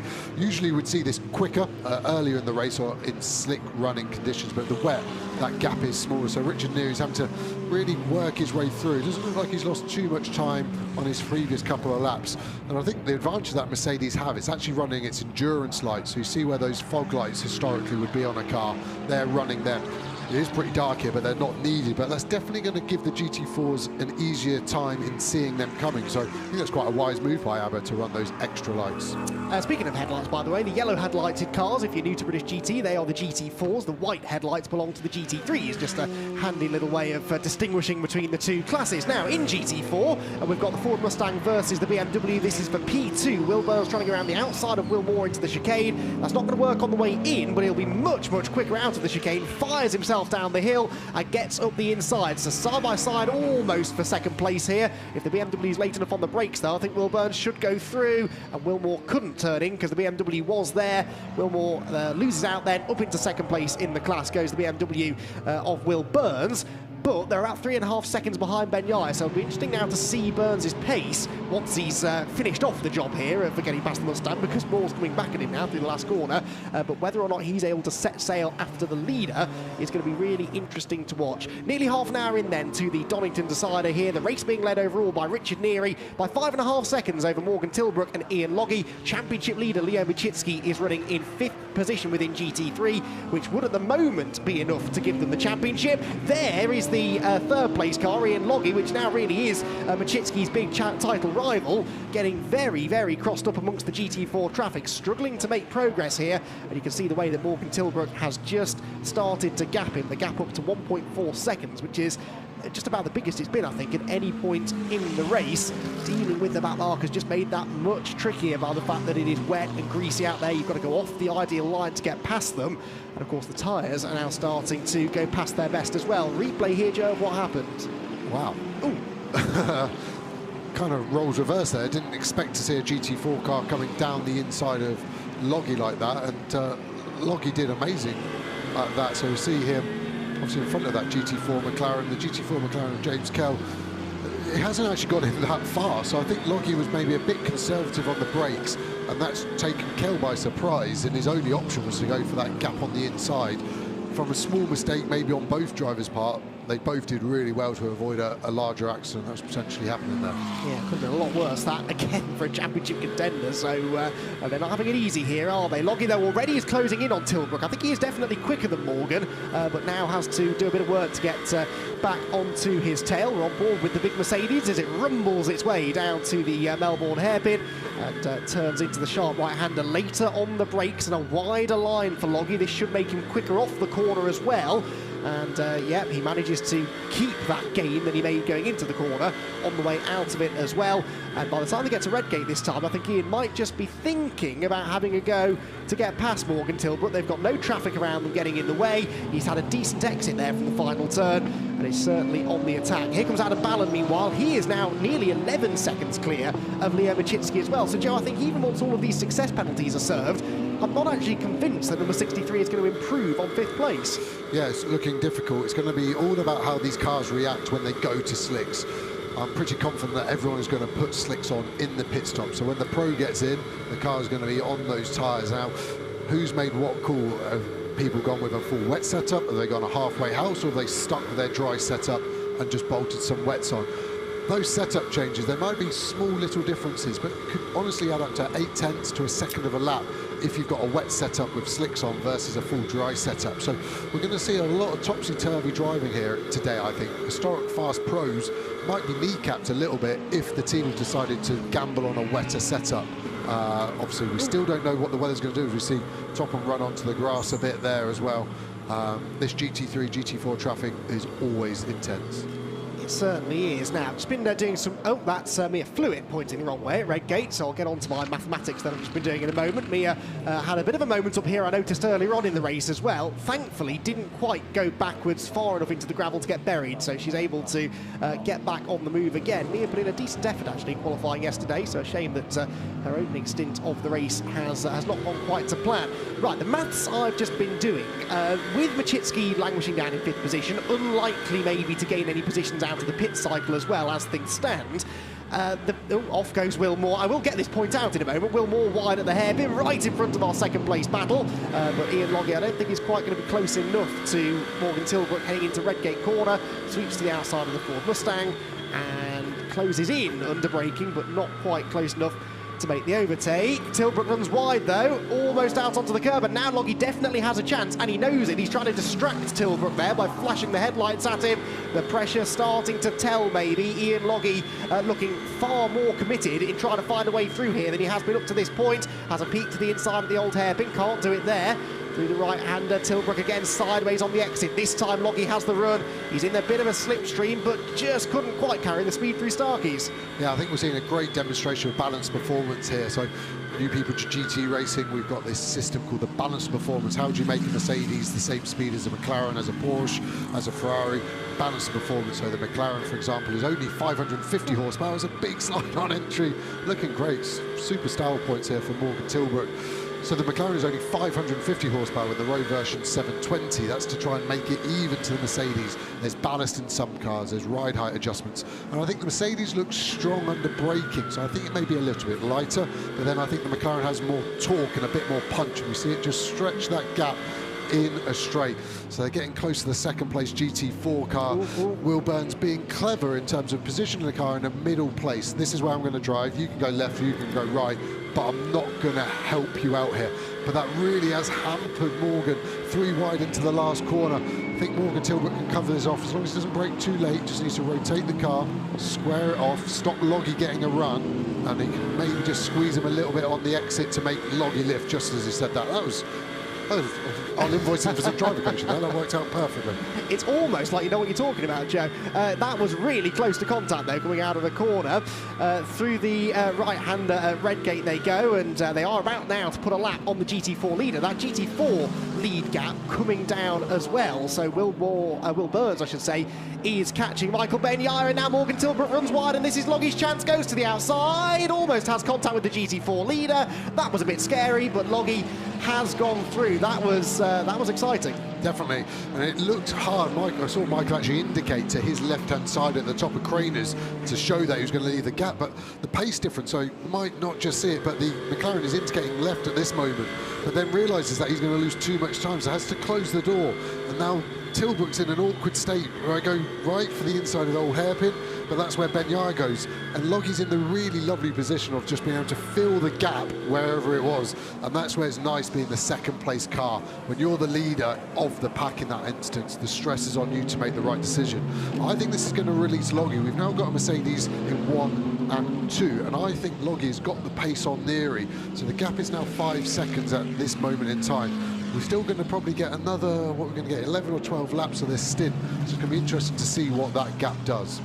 And now, suddenly, the possibility of a Ram Racing win is a bit more on the cards, isn't it? If that number 6 car can win the race, by the way, 63 must be on the podium to retain the championship. Now, that didn't really look like a particularly likely set of circumstances at the start of the race, but as this first stint has developed, Machitski's faded, Loggie coming to the front, suddenly, I reckon Ian and Yelmer are starting to think this might actually be doable. On board now with the Fox Motorsport McLaren, this car being driven in the opening stint by Nick Halstead, who's charged up through the order, actually started right at the very back of the field, remember, and Nick Halstead is now running about halfway through the GT4 field. In fact, he's got the Pro-Am leader ahead of him, Matt Topham, so this is for the battle for the lead in the Pro-Am race in GT4. Also, the top 2 cars in the Pro-Am Championship here. It's the Aston Martin that's got the points advantage, so the McLaren really could do with getting through. They're also being lapped by GT3 cars that themselves are on different laps to each other. Nick Jones in the Porsche, Michael Igoe in the Lamborghini. So much going on here for the drivers. If you're in this GT4 battle, you're fighting for position. You've got quicker cars coming through. You've got the tricky track conditions. I don't know how they do it. Yeah, you can see the amount of information the driver's got in front of him as well. See Halstead get that move done, close the door by squeezing him out wide, but then runs wide himself, gives Topham the advantage. I would say I'd rather be Topham at this moment in time, the inside of the first part of Hollywood. Huge slide, that was amazing car control. I hope he did that for a bit of added flair to Halstead to kind of go, this is what I'm about. But you can see on board with Halstead, we've got the main dash of the road car there, you've got the pit lane time of the blue race logic box, there's a delta time below that, there's a rear view camera, then you've got 3 sets of mirrors as well, so it is sensory overload, and then you introduce the wet, damp conditions. It is hard work, and you can see Nick working away at the wheel. Looks like that McLaren's really good in this mid-corner phase, so it's got a good set, and then it gets out well. So he's probably going to look to do a similar move, I think, out the last corner into Redgate on the following lap. OK, we shall watch for that. Closes in through Coppice, but then sort of can't do anything with it, really. There has been a 10-second stop-go penalty applied for the Ginetta, by the way, for an unsafe rejoin. That happened a while ago. In fact, it's being served now. Just haven't really had time to tell you about it because everything's kicking off out on the circuit. The McLaren, though, turns here through the chicane. And we can see from this on board, compared to what we've seen from the GT3 McLaren, Joe, that they really are very different cars to drive, aren't they? Yeah, definitely. Obviously, they inherit the same chassis, the carbon fibre tub that's made in Sheffield in the UK, and the same V8 twin-turbo engine. Different power outputs, but same sort of architecture in the drivetrain. But the GT4 is predominantly road car. That's what the regulations do to try and keep the cost down. So our McLaren is 80% road car, 20% race parts, and the GT3 is the complete opposite. It's only 20% road car, 80% race car. So inside the cockpit here, that is all the normal dashboard, the same centre console. We even use the same air conditioning. So to drive it, it's a lot easier to feel the grip. It's that much heavier, that bit softer. Less extreme is a kind of an easier way of summing it up, but no less difficult to drive fast. It doesn't matter the car, to be the fastest is always difficult. And you're really seeing Nick doing a mega job of keeping, obviously with Matt Topham. Matt's in his first year of British GT, but much younger, so we've almost got a BOP of drivers here. Age and experience, both ways, is kind of working out in an even balance at this moment in time. Matt Topham, of course, came out of Caterham Racing, so he's used to having a car that slides around underneath him, which is just as well, because that Aston Martin is going sideways more often than it's going forwards, it seems. Fills more of the track that way, I suppose. It is a possible defensive technique. Won't be doing much good for the rear tyres, though. There's the car that started on the GT4 pole position. Meanwhile, Richard Williams has fallen down the order quite some way now. He's currently running in 8th position in GT4, having started on the pole, so definitely struggling in these conditions. Could be set up, could just be confidence in the car, perhaps. And he's now coming under pressure, actually, from John Ferguson in the Toyota. Defensive line taken by the Aston Martin into the chicane. Halstead really closing in, but he's too late on the brakes that time. Runs out wide. Now, how far behind was the Audi of Richard Williams? Has he been able to get a run on the Fox Motorsport car? We'll find out. No, actually, because he in turn is under threat and indeed being overtaken by Katie Milner, who slides the Rocket RJM McLaren up the inside line, but she'll be slow on the exit. Ferguson closing as well. And of course, Ferguson did tangle with one of these RJM McLarens at this very corner a few months ago, so hopefully no repeat of that. Yeah, exactly. We're seeing a bit of a transformation of cars, I think, again, as the track keeps drying out. It's now maybe not so much about the setup that I mentioned earlier, more about tyre pressures. So at the start of the race, you want them to get hot as quickly as possible so the grip's there for the driver to attack. But you've got to leave those pressures for a whole hour, and they really do evolve. They always rise as it gets hotter. And you get to a point, if they get too high, it literally feels like you're driving around on beach balls. There's no grip. The tyre doesn't get any squish in the tyre wall, so it doesn't roll into grip. And you're really just relying on the surface block.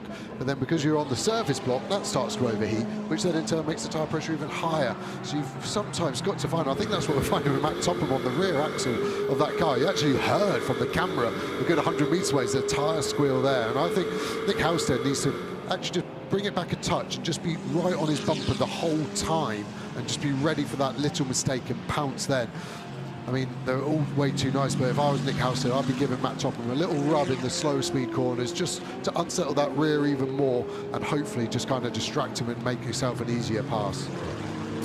The 42 Audi, by the way, that I mentioned earlier on, started on pole. It's fallen to the back of this group now. It's also on its third warning for exceeding track limits. So Richard Williams' stint really hasn't gone to plan, has it? We've also had a change for the lead in GT4. Will Burns has got past Michael Benyai. He did it on the previous lap. So Century Motorsports championship winning car is now the race leading car here at Donington, but they will have a maximum success penalty to serve because they won our most recent race in the wet conditions at Oulton Park a month or so ago. Halstead looking to the inside there of Topham, couldn't quite do it. Katie Milner looking menacing behind as well. And this is now the problem for Halstead. He can't just focus on attack, because if he goes for a move and it doesn't work, or if he gets delayed by Topham's defensive driving, Katie Milner is there to attack. And in fact, she looks up the inside as they go into the Goddard's hairpin. Halstead trying to find some grip on the outside. Is that going to work? Well, he doesn't gain the place, but he doesn't lose one either. Really difficult position to be in this for Nick. Yeah, I think he's feeling that, and he needs to be looking more to the inside. He's obviously on the outside of Topham here, and that's a long way round as he dives to the inside. He obviously heard me quite well there, just a little bit late. Matt Topham's doing a brilliant job at holding everyone up, but is he actually holding himself up? Is he losing too much time? Looks like Halstead's looking in his mirrors. Milner's on his inside, and Milner gets that move done. So again, we need to see this from Halstead. We need to follow Milner. I think Milner's got that little bit more pace than Halstead, so he might be able to use her as the door opening tool on Topham. Well, she's already got a run on Topham, actually. Almost got alongside through Starkeys there. Katie Milner came out of Ginetta GT5 racing a number of years ago. Another driver that's really improved as the season's gone on. And here she is now challenging a car that has won a couple of times already this year within GT4 and is contending for the Pro-Am title, remember, in the shape of that number 27 Aston Martin. Topham fends her off for now, but there is a sense of inevitability about this. Katie Milner has rocketed, if you'll pardon the pun, through this group of cars and is about to put the RJN car, I think, into real contention to challenge for a good result this afternoon. Halstead falling back into the clutches of John Ferguson as well, as they now begin to pair off a little bit in this four-way scrap through the chicane, and gaps all staying fairly constant for the time being. John Ferguson's had a bit of an up-and-down season, hasn't he, really? This Toyota's been in the wars a few times, and I think we are seeing a slightly more restrained drive, maybe, from John here. You know, earlier on in the season, he might have just gone bowling straight into this battle and immediately tried to make progress. He's sort of sitting there and biding his time, isn't he? Yeah, seems so. I think that car, for me, the Toyota's probably been the quickest car over the season, be it BOP-wise, the job speed works, the team running the car. I think the car's looked brilliant, and I think they should be championship contenders next year if they can get two drivers just to play the party line and don't crash into people, which normally is a detriment to championship points. But I think that car does really well. When you look at the size of it, I always get over it doesn't look fast, it looks too high, it looks too wallowy, but it really generates a great lap time. So it's great for the championship to have another brand in as well. Sounds good as well, that Toyota. When you hear it trackside, it is one of the most distinctive sounds I think I've ever heard a GT car make. It really is a great looking and great sounding car. It's driven well by John and Jamie as well. Katie Milner is finding out firsthand now just how hard it is to overtake Matt Topham. So is this just the fact that the Aston Martin is quicker than the McLaren in certain key areas of the circuit, do you think? Because Halstead couldn't get through, and now Milner, who's been making all of this progress, is also stuck. Yeah, exactly. And I think the Aston BOP looks like its strength is potentially top speed, so the end of the straights, and that's really, really difficult to overtake when you're in the opposite end. If you're fast in the corner, it's brilliant, but it's hard to overtake in the corner. The setup to the overtake at the end of the straights is the important thing. And I think Matt Topham's been really good with his body language. He's shown where the car's going to be. He then moves over and just blocks off that space so the car behind can't get a run, and then falls into the clutches of the car behind that. So it's hard for that challenging car to maintain the pressure, it seems. I think it's a brilliant job done by Matt Topham, as we see the GT3 McLaren side of mere fluid. That potentially opens up a different kind of door. Topham's looking in his mirrors. We've got a Bentley and another GT3 McLaren Stuart Proctor there. It's a real amalgamation of cars in a very small piece of track. It's pretty interesting. Yeah, this is all for position as well in the GT3 ranks. You've got Mere Fluids ahead of Stuart Proctor, and then Ian Stinton in the Tolman Motorsport Bentley. Great to have Tolman back in the championship, as I've said earlier on. They're about to go a lap down, actually, to race leader Richard Neary, but Tolman Motorsport in a Bentley, that was one of the more surprising bits of news that I read in the last week or so. Yeah, definitely, and Tolman's a team I raced with for quite a few years, and Chris Tolman, team owner and dictator of that ship, is a super great guy, very professional. Caught me by surprise, and it's great to see motorsport do that sometimes, these partnerships that you can build up. Baptism of fire, entering the last race of the year in a new car to the team, and new to Stinton as well. Jordan Witt, his teammate, who's raced it for a few years, but still that's a difficult thing to do, and hopefully they can come back full year of a full season programme and be that bit higher. As soon as you get laps, as he's about to by Richard Neary, that's really day done. Any safety car really doesn't help you, because you're then just stuck a lap behind. So Ian needs to just dig deep. You can't legally defend against the leader, unfortunately, so he kind of has to let him go. And the best thing to do is maybe follow Richard Neary, who's one of the fastest on track, hence why he's in the lead. But he can maybe see what the grip is and where it is. And interestingly, on that grip statement, you're really seeing some dry patches, especially in the chicane where we're coming to. The dry bit, as we see Richard Neary make it very interesting, 3 wide, there's no real need, everyone backs out of it, and did a really good job. Considering that situation was one of the more interesting ways about overtaking lap traffic, Richard Neary did a really good job of doing that. Matt Topham squeezed in the middle, was in an unenvious position. We actually see how much time he's lost to Katie Milner, and it looks like Nick Halstead's passed him, and maybe the Super's going to be able to follow the other GT3 of Loggie through as well. But I feel sorry for Matt Topham there. Nothing he's done wrong. He's actually done a mega job avoiding accident, and for his prize, he just lost 2 places. Look how it's helped Ian Loggie as well, because this lead gap between he and Richard Neary was 6 seconds. It ain't any more. They come across the line just 2.7 apart. That really delayed Richard Neary, whereas Loggie's not having quite the same trouble, launches it up the inside of Ian Stinton as if it was for position, but he knew how important it was to keep this momentum rolling, keep on closing on the race leader. He's put that whole pack of cars now between himself and Morgan Tilbrook as well, so really good lap that from Ian Loggie. He drove well, and it wasn't a particularly good lap for Richard Neary either. As it stands then, Ian Loggie and Yelmer Buurman would be second in the points behind Leo Machitski and Dennis Lind. If this car wins the race though, number 6, they will be your 2021 champions. They have this 10 seconds to serve in the pit lane, which will be in about 10 minutes time probably. And they still have to make a tyre decision, don't they? I mean, Joe, you just mentioned there are some of these dry patches appearing. If they're going to go on to slick tyres, they want to do it during the mandatory pit stop. Is it ready for it, though? I think it is. I'm literally communicating with a few drivers now on their opinion on what I'm getting to see, and I said it's got to be slicks at the pit stop, because it's going to be before the end of the race, and if you can't get there in the mandatory pit stop, you're going to lose that lap time by 42 seconds in stopping again for tyres. So it's just too much of a loss. You've got to take them and take the pain of it not being quite ready for slicks on the hour mark. I think the teams will be looking even closer now at the GT4 BMW that we know started on slicks. He's currently last by about 50 years, but he's now getting in the realms of the fastest lap time. His teammate just did a 47.4 on wets, and he just did a 51.4, so still 4 seconds, but that was 12 seconds less than 40 minutes ago. So we're now getting close. Those slicks will be coming out the oven, they'll be hot as we see that slick car. The little tip, if you can see the tyre wall of the car, if it's got yellow on, that's the Pirelli logo. The wet doesn't have that. So later in the race, if we're struggling to know who's on who, they're slicks, and that yellow tyre wall shows that. The wet is just all black. The car looks good. It doesn't look nervous now. As you commented earlier, it looks static as it was going down the straight. be it the lack of grip, and he's looking for that grip. The darker parts of the tarmac are where the drier parts are. So he's going to be looking for that. Through the chicane, you can really see a single line where the racing line is. That's really drying up now. So as the camera pans out, you'll see that slightly darker line through the middle, and that will be normal grip level. It won't have much rubber down, but it will be normal. So through the chicane, I would say the slick is probably a second and a half quicker through that one bit. You then come to the Melbourne hairpin, where it's still very damp, and you're losing all of that time back. So it's really interesting. It's certainly adding quite a lot of spice to a meal that doesn't feel like it needs much more heat. Exactly. There was already enough to worry about in this race, wasn't there? Throwing in a bit of a tyre strategy call now that has to be made is just even more complicated. And of course, the risk is that you go out there on those slicks and you are going to be struggling for a few laps.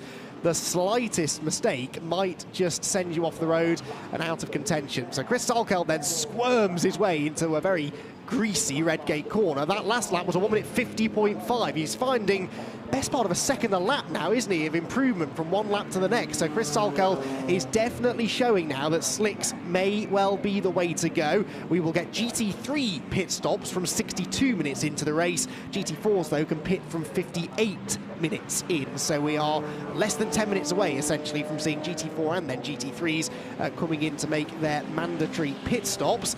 Lead gap is 4.3 seconds between Richard Neary and Ian Loggie, who's now 6 seconds ahead of Morgan Tilbrook. And this GT4 battle is in a completely different order than it was last time we saw it, because now John Ferguson has managed to get through the pack, proving the point I made earlier on. Because he was patient, the opportunity came to him, and he's made the progress anyway. Yeah, and it looks like all cars are undamaged, considering that sort of topsy-turvy nature you mentioned. It's like when I play Monopoly with my family and my brother launches the board up, and that's where they've fallen. I can't believe that we've pretty much had 6 cars change complete position, as in Benyana was there, he's dropped back. We've had Topham drop back all the way to the back of this group, and not one of them have got a scratch on their car. So kudos to everyone, especially Ferguson, as we mentioned earlier in the season, was pretty fighty. He's got past Houston, which is important for that Pro-Am element podium of GT4, and it's going to be interesting to see what happens next. I'm generally excited about the second half of the race, because it's almost going to be like a separate race going on slick. So we've got a replay here of the Mustang trying a different line. I think that'll probably be track limits if the marshal has seen it there. And that's the other aspect of when the track dries. The track limits comes to the floor a lot more, because it is very advantageous to run wide out these corners and use that extra bit of pace you carry through. At the moment, track limits really is more mistake-led rather than greed-led for pace. Yeah, absolutely. You don't want to be going onto those painted curbs in the wet. In the dry, though, you can definitely find some valuable time. John Ferguson with a slightly wide line there through the Melbourne hairpin, but comes out of the corner cleanly and makes his way towards the end of another lap. There is Richard Neary, 2.9 seconds now the gap. It came back down again on the previous lap. I guess that might have been traffic induced. I can see that they've recently put a lap on the Mark Sansom Ginetta, so I reckon that might have had something to do with it. There is Ian Loggie then, 2.9 seconds away from the race lead. Or to put it in other terms, 2.9 seconds away from the championship. That is the simple equation now for Ram Racing. They have to win the race. Second isn't good enough unless 63 lose more ground. But actually, Leo Machitski's got a decent margin over the next car, which is Kelvin Fletcher. We haven't mentioned Kelvin all race, but in conditions that I think it's fair to say don't favour the Bentley, he's kept out of trouble and looks like he's going to hand over to Martin Plowman inside the top 6. Yeah, to have an uneventful stint in a Bentley in the wet is really good, and that's probably down to his little twinkle toes that we've seen on TV before. So again, Kelvin's had a wicked year, I think, in his first year at GT3 in a car that is difficult to get in the window. The Bentley can win races. I'm not saying the car isn't fit for purpose. It's just difficult to keep in that window, and I think that's where the driver then has to really earn his keep as we go to it. You can see the size of that car. To physically make that the same pace as a Porsche behind it or a McLaren is difficult, and I think that's why it is hard. But Kelvin's driving ability is not a question here, and I think actually Plowman, as the track dries out and he takes over from Fletcher, could be a bit of a surprise here. That car's got plenty of performance at the end of the straights, which is what you need to overtake cars. Yeah, we've seen Bentley's win here at Donington in the past, actually in mixed conditions as well. So although that was through a good time gamble, what have we done? Around goes Kelvin Fletcher. And that phrase curse of the commentator rather springs to mind. A good avoidance by Nick Jones, but Kelvin Fletcher is now stationary in the middle of the straight. Oh, what a shame. I feel really awkward. I actually didn't think it was a thing. As a racing driver, I thought it was just like we said as a cliche, but that couldn't have been any quick. What was that, 20 seconds from me praising him? It was a bit lead foot. His sample would have gone completely wrong there, wouldn't it? I mean, he did an amazing job to do 360, drop it down and off you go, but it's a 7 from me then. Oh no, John Ferguson as well. Oh Another. Leave now, Joe. I think that's the safest thing to do. John Ferguson, that looks like a breakdown, in fairness, not an accident, but still really, really unfortunate that for John Ferguson, just as he was putting in one of the better drives we've seen from him all year, really. So the Toyota is out. That does now officially take them out of contention for that GT4 Pro-Am title as well. Well, this race was in danger of becoming a little calmer over the last few minutes. Just before we came into the pit window, it's exploded back into life now with a couple of really strange moments, but Ferguson, unfortunately, ain't going to get that fairy tale ending to the season that arguably he deserves. Yeah, exactly. Heartbreak for them. Just thinking of the wider picture of the race, I think it's probably just about in a safe enough place to not need a safety car. It's almost impossible to live snatch from there where it is. So the race director's now got an interesting call to make. Any safety car around the pit window creates chaos because the leader pits, the safety car doesn't know who to pit, some big winners, big losers if you get lapped by it. So they really don't want a safety car over the pit window. So I think they might try and leave that car there. For me, it's 51% in a safe enough place to leave there. Get some local yellows to warn all drivers about it. Then they know about the hazard. And for me, it's just in a good enough place. Although it doesn't really look like it when you see it, how close it is to the track. It's a hard call to make, and luckily I'm not clever enough to be a race director. The marshals have just sent John back to his car, so they're obviously discussing the best way to remove it. Side-by-side battle between teammates here, meanwhile. This is Katie Milner, who really is in a feisty mood today. She's up the inside of James Kell. That now becomes the outside for Redgate Corner. They've got the GT3 Championship leader, Leo Machitski, coming up to lap them. This is the last thing he wants to see up ahead of him, and in the end, Milner does go through. Bit of cooperation, I think, there from her teammate Milner, the quickest of those two. Machitski sideways. It's all right, no major need to panic, manages to gather it all together, but every time Liam Machitski comes up against another car, be it for position or to put a lap on it, it just gets that old heart rate going, doesn't it? He's managed to get through cleanly, but that was definitely a bit of a twitch. We're hearing, by the way, Joe, drive shaft failure for the Toyota, so it was indeed mechanical. Not my fault. I'll take that then. Yeah, I think Leo's pushing on hard, and you see how dirty the windscreen is, and that all those little things are starting to go there. The team will probably take a tear off the windscreen to clear that for Dennis Lind's team. Also interesting, you can see on the dash there's quite a few boxes which is normal, but one of them was red. To me it looked like his rear right tyre pressure, so potentially a little bit low there. It might also go red if it's too high, but the rear right's kind of the easier side around Donington Park, so be interesting to keep an eye on that if it carries on for Lind when they change tyres. There's obviously, like road cars, a TPMS, a tyre monitoring system in it, which is live, so you can do a little bit as a driver to manage those pressures. But yeah, we'll see how it goes. I think Richard Neary, we'll see the top speeds. Let's see who's doing well there. Michael Igoe, I guess nothing to lose. Kelvin Fletcher, like we alluded, that Bentley's great in the high speed. And then Richard Neary, probably unsurprisingly in third place, being the leader, knowing what he's doing. And it's relatively close, isn't it, between those top four, 0.2 of a mile an hour, then a bit of a gap to Nick Jones. But when you imagine in the wet what these cars are doing, moving around, to be doing 124 miles an hour in the middle of a corner really gives you an illustration of how quick these cars are these days. And again, proves the point that BOP is working, because that's 5 different makes of car, isn't it? Lamborghini, Bentley, Mercedes, Aston Martin and Porsche, all carrying, nearest damn it, the same speed through the corner. Right, pit stops beginning for GT4. The pit window is open. Had it confirmed by Bryn Lucas that the green McLaren you just saw is having slicks fitted. We imagine that's going to be the way to go for everybody, but is that the right call? Will it rain again? Is it dry enough yet for slicks? So many decisions here to be made. The number 40 car is in as well. That's Nick Halstead handing over to Jamie Stanley. So the GT4s can pit from a couple of minutes, 4 minutes to be precise, sooner than the GT3s can.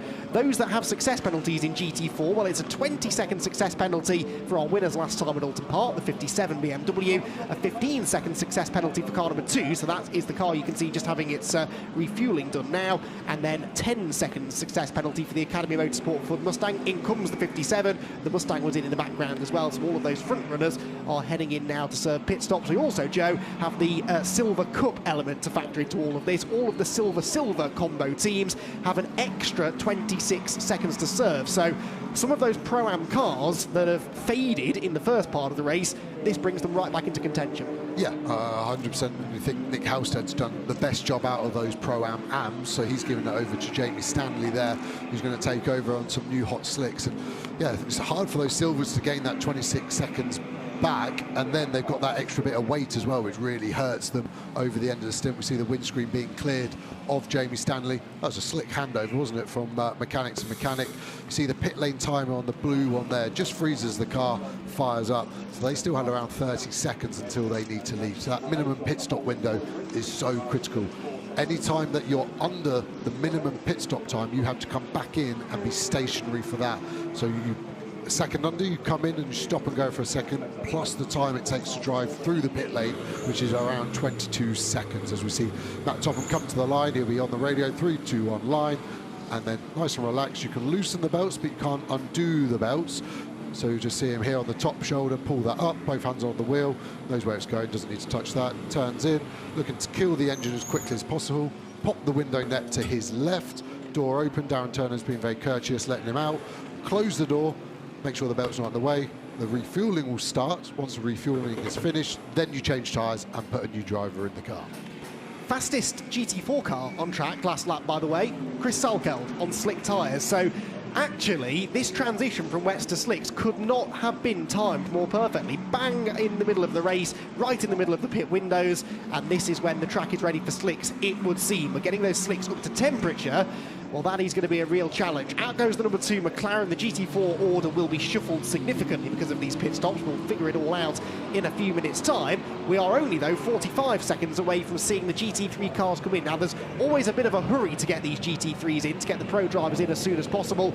With the fact that they now want to change over onto slick tyres, that's going to be even more the case. And, of course, some of these GT4 cars are still going to be in the pit lane when the GT3s come in as well. Yeah, I'm just looking at the sector. The last sector's 40 seconds, and Fletcher and Howard cross that with about 39 seconds to go to the pit window open. So they're at the Melbourne hairpin now, so the 11 Bentley and the 7 Aston could be the quickest, but that lap time delta, if Andrew Howard can box this lap, get Johnny Adam in, I think he'll be 6-7 seconds quicker than an AM on wets. So one more pro lap is almost worth the pit stop penalty that some guys have got from the previous round. So be interesting to see. Pit windows open now, so Howard could box. Let's see what the huge experienced Beach Gene AMR do with them. Yes, so back into the fray they all go. There goes the BMW in at the top of the screen. I think, was that the Aston Martin? So Andrew Howard then in to hand over to Johnny Adam. We're getting the GT3 cars starting now to make their way down the pit lane. Howard has no success penalty to serve, of course. Remember, he had a big accident at Oulton Park last time. They had to actually use a different chassis that day for the races, and it just really wasn't ever at the races, to be honest. So no success penalties brought over from Oulton Park. Race leader Richard Neary is in, so too and Loggie. They're all going to start pouring in now, aren't they? Now remember, Loggie has got this extra 10 seconds to serve. When he came in, the lead gap I think was about 2 to 3 seconds at the last time that I saw them. It went up to 5.6 as they came into the pit lane, actually, so that's interesting. That will, we think, go up to about 14 or 15 seconds. Can Yelmer Buurman gain 14 to 15 seconds on Sam Neary in 55 minutes, Joe?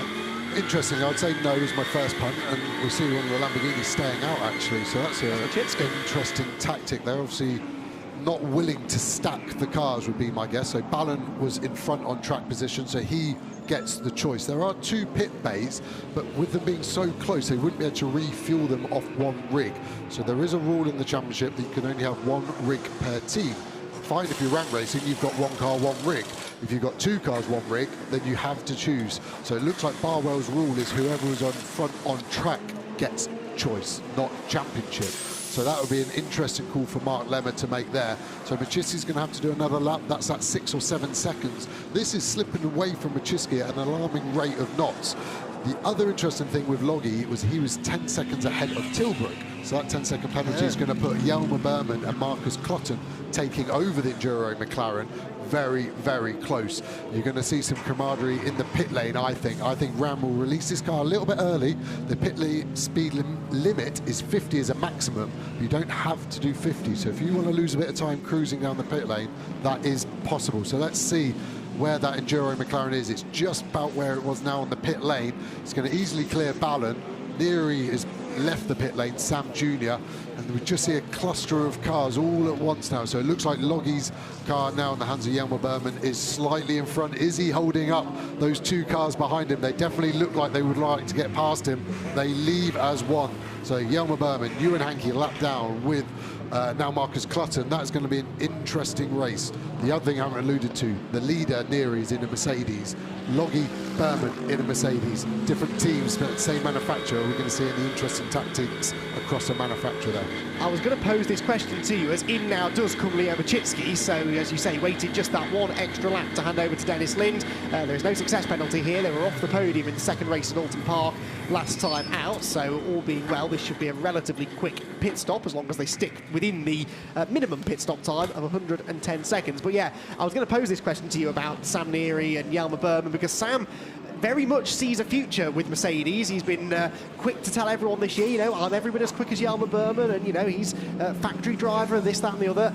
Will he try to maybe do the right thing for his career and maybe not make life too difficult for Yelmer as he goes after a championship? It's a fascinating prospect. I don't know if they'd give up a race win to do it, but it is literally the difference between the championship going to Barwell or going to Ram. It really is, and I can see both arguments there. One being it's not racing, team orders. We've seen it in Formula 1 how unpopular it is, but a championship, even British GT, a national championship, is the biggest national championship in the world.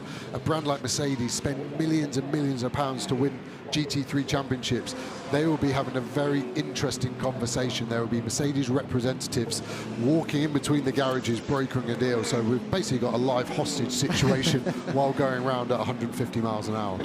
Immediately, by the way, purple sectors coming in. Yelmer Buurman, fastest man on the track on his outlap here, so he is immediately waking up.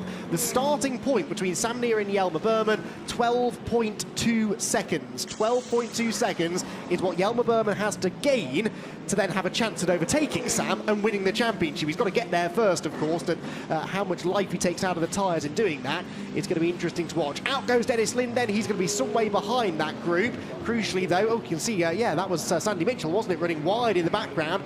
Drivers maybe are just struggling in this first lap or so on slicks. It's still not fully dry, is it? Definitely not, and obviously Sandy inherited a 15-second penalty from Balon, so that's why those two cars have swapped around, but he was going painfully slow out that last corner, so conditions obviously still not easy as we wait for the pros to register their first lap times. We saw the AMs getting out on the wets, finishing in the 1:40s. I'd expect us to be in the sort of 36s on the first flyer, dropping to 32s probably within the next 5 minutes. So let's see the difference. We've lost that red box on the dash I was mentioning a bit with Machitski. We're on slick, so we're going to be going a lot quicker here. You can trust the front end in. Use the curb. Apex doesn't want to use an exit yet. This is his first lap. He'll be exploring what it is. By that I mean, is the curb holding water? Is there mud on the track like there? 180 degrees of opposite lock while trying to get full power down. I've now got two GT4 cars, possibly one, sorry, and then a GT3 racing in front. A quick adjustment on the belts by the looks of it.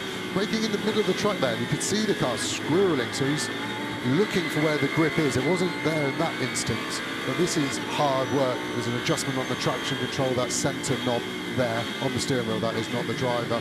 He's going to look to V this corner off, trail the brake in so the weight stays on the front axle, then hard on the power. See the rev lights, the blue light that comes up on the left side is when traction control is active. So basically you're asking too much power. As we see Phil Keen going off, getting onto the national track, luckily, but we saw Mitchell going slowly. We can see why. That track is treacherous at the last corner.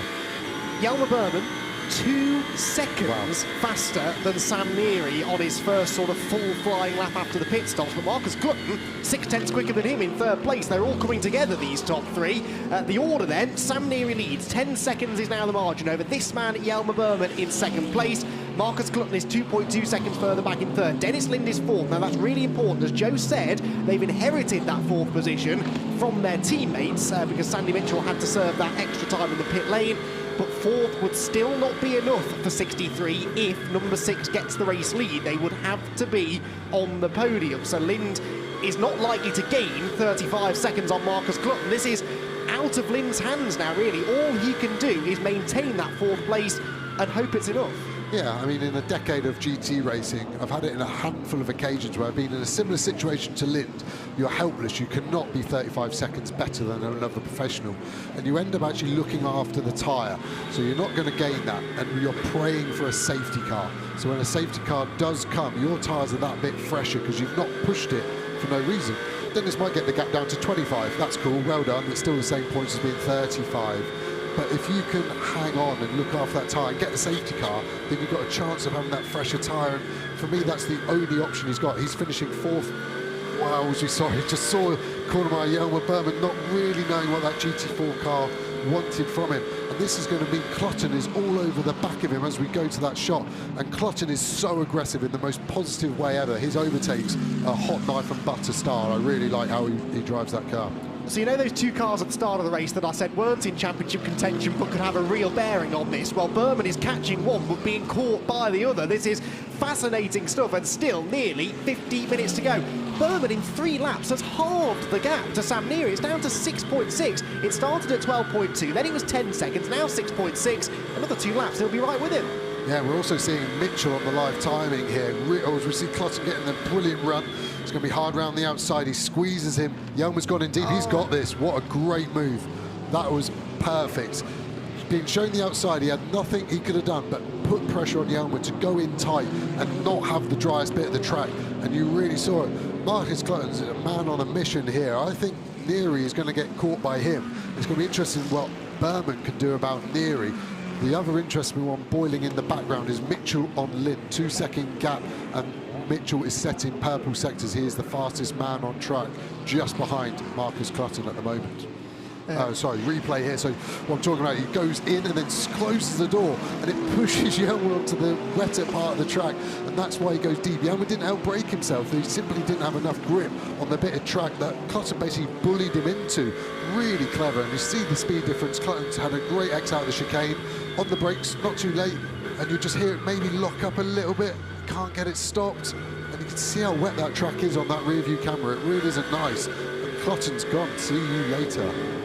Right then, so game on. Marcus Clotton and Enduro Motorsport and Morgan Tilbrook, they've never won a race in the British GT Championship. Sam and Richard Neary got their first win in the championship back in the summer here at Donington Park, and they've got behind them a car that is trying to win a championship now. There is the car that currently leads the championship. Blimey, that was a close moment with the GT4 car. The 63 car, though, of Dennis Lind is struggling. He's being caught hand over fist here by Sandy Mitchell, who on the previous lap was over a second quicker than him. We're on board with the reigning champion now. Mathematically could still win the championship this year. It's looking a bit less likely now. They'd need some real misfortune to strike the number 6 and 63 cars, but another position to be lost here for Dennis is definitely a possibility. It's a very incestuous sandwich, this. And I mean that with Phil Keen in the middle here in the WPI car. He's been teammates with Balon at Barwell and also Machitski in previous years in another championship. So there's a lot of strange inter-team politics. Phil left Barwell on relatively good terms, but it was his decision to leave to go to pastures new with Igoe and WPI. So Phil Keen will have, he's got 0 ego, but he will have a point to prove here that he's the fastest Lamborghini Pro out of these 3 kids. He is, though, laps behind these 2. Should he not be getting out of Sandy Mitchell's way and not harrying Dennis Lind ahead of him? Do you not want a good race? What's your problem? No, you're 100% right, but until he's been shown a blue flag or we get a race director note on the timing screen that he needs to, it's fair game. And it helps that they aren't the lead cars, but yeah, he is laps down, so he shouldn't be by definition. But if he feels like he's faster than Dennis Lind, then why can't he start to unlap himself? It's a very awkward predicament. There's no way around it, and it's just one of those horrible situations you find yourself in. Ewan Hankey, by the way, has the fastest lap now, 1 minute 30.623. 7 seconds quicker than the race leader. It was a really poor lap from Sam Neary last time around, and there you can see the effect that's had. It must have been traffic or a moment for the race leader, because that lead gap is down to 1.8 seconds now between Neary and Clotton. And are we seeing what I alluded to earlier about being a wet setup? Was that why his dad Richard was the fastest guy on track in the wet? And now the slicks are on the car, potentially too soft. 7 seconds is too much, but I think we're not seeing a positive stint here yet from Sam, and we've seen him being so quick this year. It's got to be a bit of an external influence. My hope for him is that maybe the tyre pressures are low and they're coming up and they'll be better at the end of the stint, while the others have thought we need to get on this quickly, and they've started aggressively with their tyres. But we've still got 45 minutes left. There's going to be some big changes in pace for all of these guys. It does look very soft, doesn't it? The lead Mercedes, when he braked for Redgate just now, the nose really dipped a lot more than Ian Loggie's did in the background, I noticed. So, yeah, I tend to agree with you there. I think maybe the setup is not really great for these conditions. The sun is actually trying to break through the clouds for the first time all day, so it doesn't look like it's going to rain again.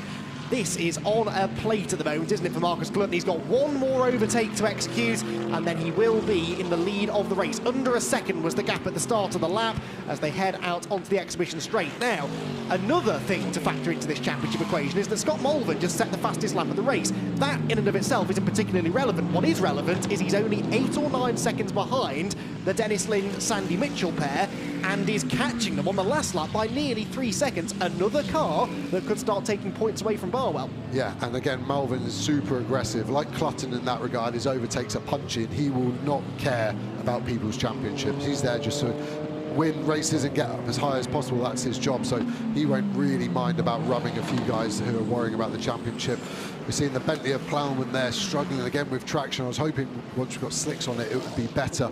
Is he going to get out of the way of Clutton to allow that battle to continue? He does really well there.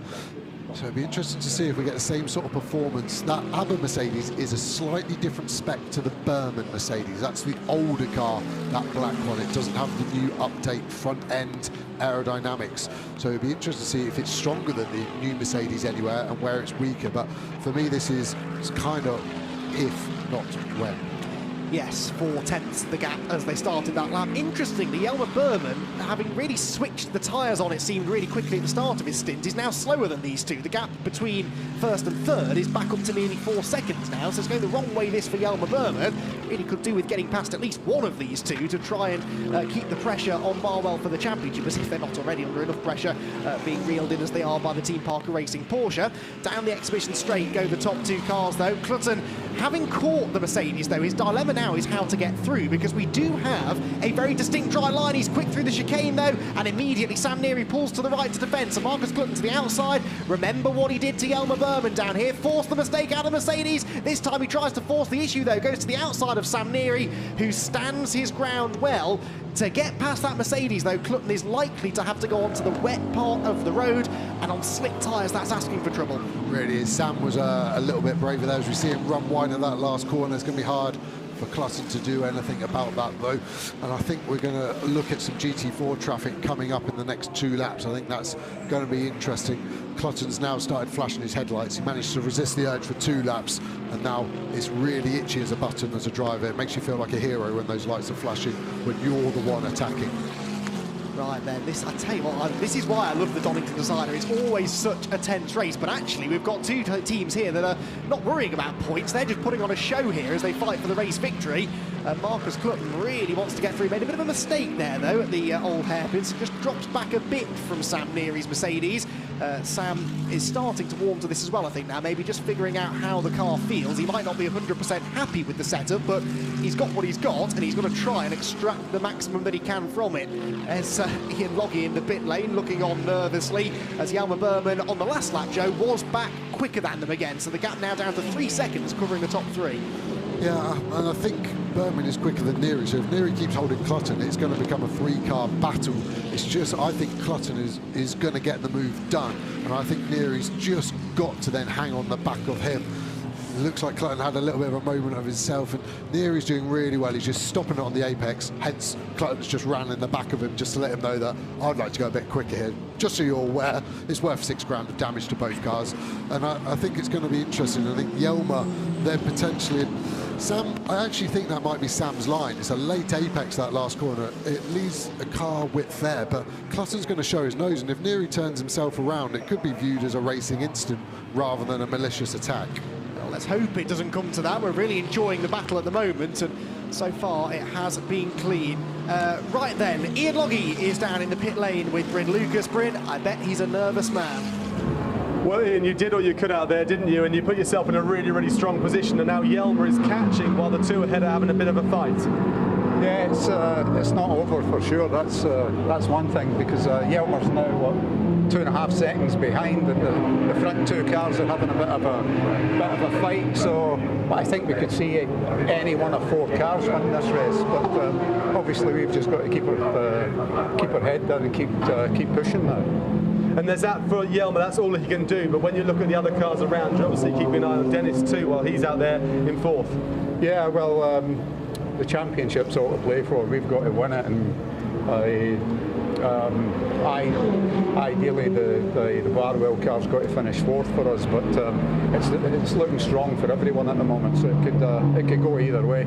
Well, Yelmer's just put in a lap pretty much half a second quicker than the guys around him as well, so he's gaining the whole time. He's definitely going to be on it, and then I think what's going to determine the race is going to be the traffic. Once we get into the traffic, anything's going to happen there, because that's where the overtaking is going to work out. Well, while we're chatting, we just watched the lead just change there, so we now see that Marcus is now overtaking Sam. Sorry, so the lead's just changed there, so now we have Sam in second, Marcus leading the way, and they'll be fighting back again. So you want these two to carry on doing that, I'm sure. Yeah, absolutely. The McLaren with Marcus is really quick. He's fast today. But I think the Bentley might come into its own now. It's starting to dry. They've really struggled all weekend with the last 2 corners in the wet. But that car's now going to be holding up the McLaren. So this is not finished for sure. It's going to be a nervous 40 minutes though. It's going to be exciting for sure. Contact, contact between the race leaders. They're all together. The top 3 are together in traffic. GT3 and GT4 cars all as one. Marcus Clutton's got the lead. He can't escape though. Sam Neary getting boxed in, delayed. Yelmer Buurman is right with them. A race win for Buurman gives him the championship. He's got to attack, and he's got to attack now whilst the race leaders are getting held up. Sam Neary having a go here at Marcus Clutton. They've got more back Marcus up the road. Neary to the inside. They're both trying to go up the inside of the Stellar Motorsport Audi of Seddon Fielding, which stays out of the way. So too does the Tolman Bentley. Very touchy-feely stuff here, though. To the outside goes Neary. The Bentley's not getting out of the way. Joe, I can't watch. Me neither. I'm glad Ian Loggie was there, because it stopped me having kittens. He was so calm and relaxed. I don't know how. Great move by Marcus on Sam. Completely fair. And then it all bunched up. I thought Marcus was going to get fired off. Now this is the interesting bit. What's Neary going to do? Is he going to fight Buurman, or is he going to let him go? I still think Clutton's the fastest car on track. The other one in the mix is Ewan Hankey behind that Bentley, a lap down, but super fast. It's at the pace of these leaders.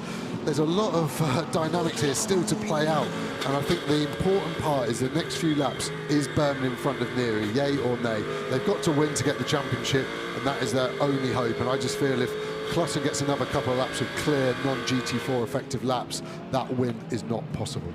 Yes, second could be enough, though, if Lind loses more ground. He's only 3 seconds ahead of Malvern now, but he does still have his teammate Sandy Mitchell as a bit of a rear gunner right now, so that's the next battle we need to watch for, if and when this one ever calms down. They have just separated fractionally now, but yeah, you're right, second place as a bare minimum here for Yelmer Buurman is what he needs to be angling for, even if he decides he can't go after Clutton. Sam Neary is the position that might define the 2021 championship. On board with Buurman, out of the chicane, pulls up alongside the number 4 McLaren. That's now Harry Hayek at the wheel. That car running 4th place within the silver element of GT4. GT4, meanwhile, is being led by the number 3 McLaren of Alan Vallon by 2.3 seconds over Matt Cowley's Ford Mustang in second, and Gus Burton's number 57 BMW quicker than the 2 ahead, but about 7 seconds off the lead in 3rd place. Out of the hairpin then, Buurman wide on the grass. I mean, Neary's not moved out of the way yet, and he's had chances to do so if he was going to.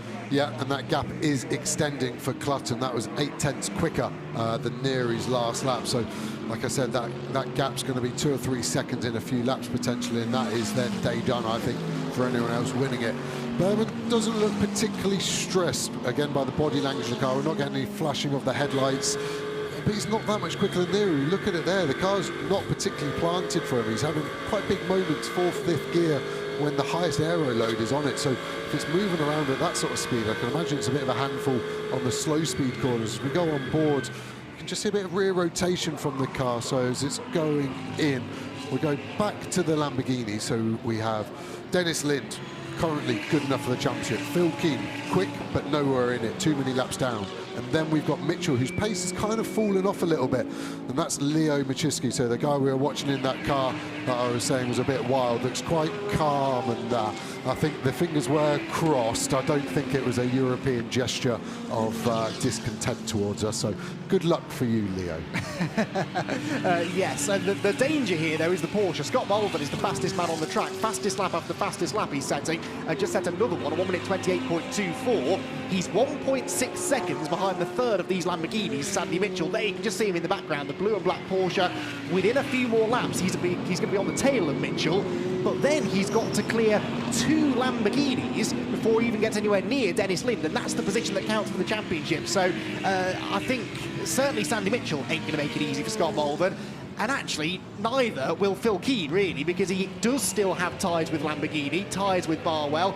He's not going to want to help out Barwell's opponents, is he? So I think that car is really as good as a third Barwell car in this particular situation. Yeah, definitely. I think Lamborghini do a great job of managing all their drivers of expectations, and they will be told to keep pushing and no white flags to anyone in that instance. And seen some flashing, I think, from Sandy there. I think that was on the GT4. I don't think that's at Phil Keen at all. But these cars are staying in a pretty stagnant position. And I think that might just be the way the Lamborghini works. It's a hugely aerodynamic car for GT3, so it suffers more of the wake from cars in front. And if that is another Lamborghini, it's like a double-edged sword. Melvin getting held up a little bit. So got a replay. Neary locking up the front left, losing the position to Buurman. Completely missed out on the timing screens, and it's lost him a load of time. For all you conspirators out there, that was not on purpose. That was not team orders for me. That was a genuine mistake. I don't know why he was so offline, and I don't know if it's got an issue to lock up like that. The ABS should be looking at it. We're seeing 77 as being told no more contact, which I can kind of see what the race director... Wow. That was wild. I think that could actually... I thought it was the front axle, but the rear went first. And I think he just touched the pit exit line, and it would just be holding the water a little bit more. You can see it's damp on that dotted white line. I think that's what's caught him out there. Lucky and a good save. But, yeah, to go back to that 77 comment, the race director has basically said no more contact, which I do get Peter Daly's view on that. It was all very rubby, very fair. It wasn't for position, and I think more importantly, Clutton kind of go, yeah, sure, no worries, no more contact. I'm in the lead. Who am I going to hit? So I think he'll be fine with that. The interesting one is track limit still. All the leaders seem to be keeping a few in their pocket. You've got 3 lives. You want to use them up wisely. You don't want to gain a 10th. You want to commit to it and fully cheat and get half a second with one. Yes, indeed. Right then, Dennis Lind, what is he getting up to? Well, the gap between he and Sandy Mitchell is back under a second. Scott Mulvern's dropped back now. He's not had a great time in traffic over the last few laps, so the Porsche is not quite the threat that it was a few minutes ago. You can just see it in the background there, but Dennis Lind, whose teammate Leo Machitski is watching on anxiously, I'm sure, from the pit lane. They're in a strong position now, unless Yelmer Buurman can catch and pass Marcus Clutton for the race leader. Right, we've been talking politics at Barwell Motorsport. Let's have a word with the boss, shall we, Brendan, see what he makes of it all. Well, Mark, how are you coping with this one? Because it's going all over the place, isn't it? And with Marcus Clutton just getting a last warning as well for driving standards. Yeah, coping all right. Obviously, there's not too much we can do at the moment, really. I don't think there's much in the Marcus Clutton thing. You know, there was a tiny bit of contact, but it wasn't like he pushed a pass. But then I would say that, wouldn't I? Because obviously I want him to win. So yeah, we can't really do much. We're too far back, so we just have to see how it plays out up front, and that will decide the championship. But you've got Scott behind Dennis at the moment, and he's really pushing him hard. No team orders, is my understanding. I think that's fairly settled down now. The tyres have all settled down. I think Dennis has got the pace. He, you know, he's not going to be under any threat from behind. So it will just be what happens between Buurman and Clutton. Yeah, so we'll read into that. We'll read into that Sandy might be a gentleman, should we say? No. I mean, you know, look, both cars are in there fighting, but Keeney's in between them anyway. So that kind of. But yeah, I mean, both guys are running good pace, so we haven't really got anything to fight between those two for. Yeah. So, but you know, we need to still keep pushing. You know, Clutton might get a penalty, and we need to, if he gets a drive-through, of course, we need to get ahead of him. But like I say, there's not much in our hands at the moment. Absolutely. Just while we've been talking to you, Leo's just come back into the garage, so I'm going to quickly get a word with him. Leo, you disappeared off a few minutes ago. We saw you with your fingers crossed. It really is a case of grin and bear it at the moment for you, isn't it? Yeah, well, you know, as I said, we do the job we can, and you know, if it's meant to be, it's meant to be. At the moment, it's looking good. Really rooting for Clutton to keep going. So it's fingers crossed. Very much so. Yes, well, Marcus Clutton is still leading, but by a reduced margin now. 2.1 seconds back to Yelmer Buurman. It wasn't a brilliant lap that from Marcus. Again, you can assume traffic had something to do with that, but that could still change. Yelmer Buurman ain't going to give this up. This is his championship on the line. I just want to have a chat about Mark Lemmer there and the Barwell team, Joe, because a lot is made of this supposed Barwell Donington Park curse, isn't it? Every time they come here to Donington Park for the decider, they're always in contention. It never quite seems to work out for them, does it?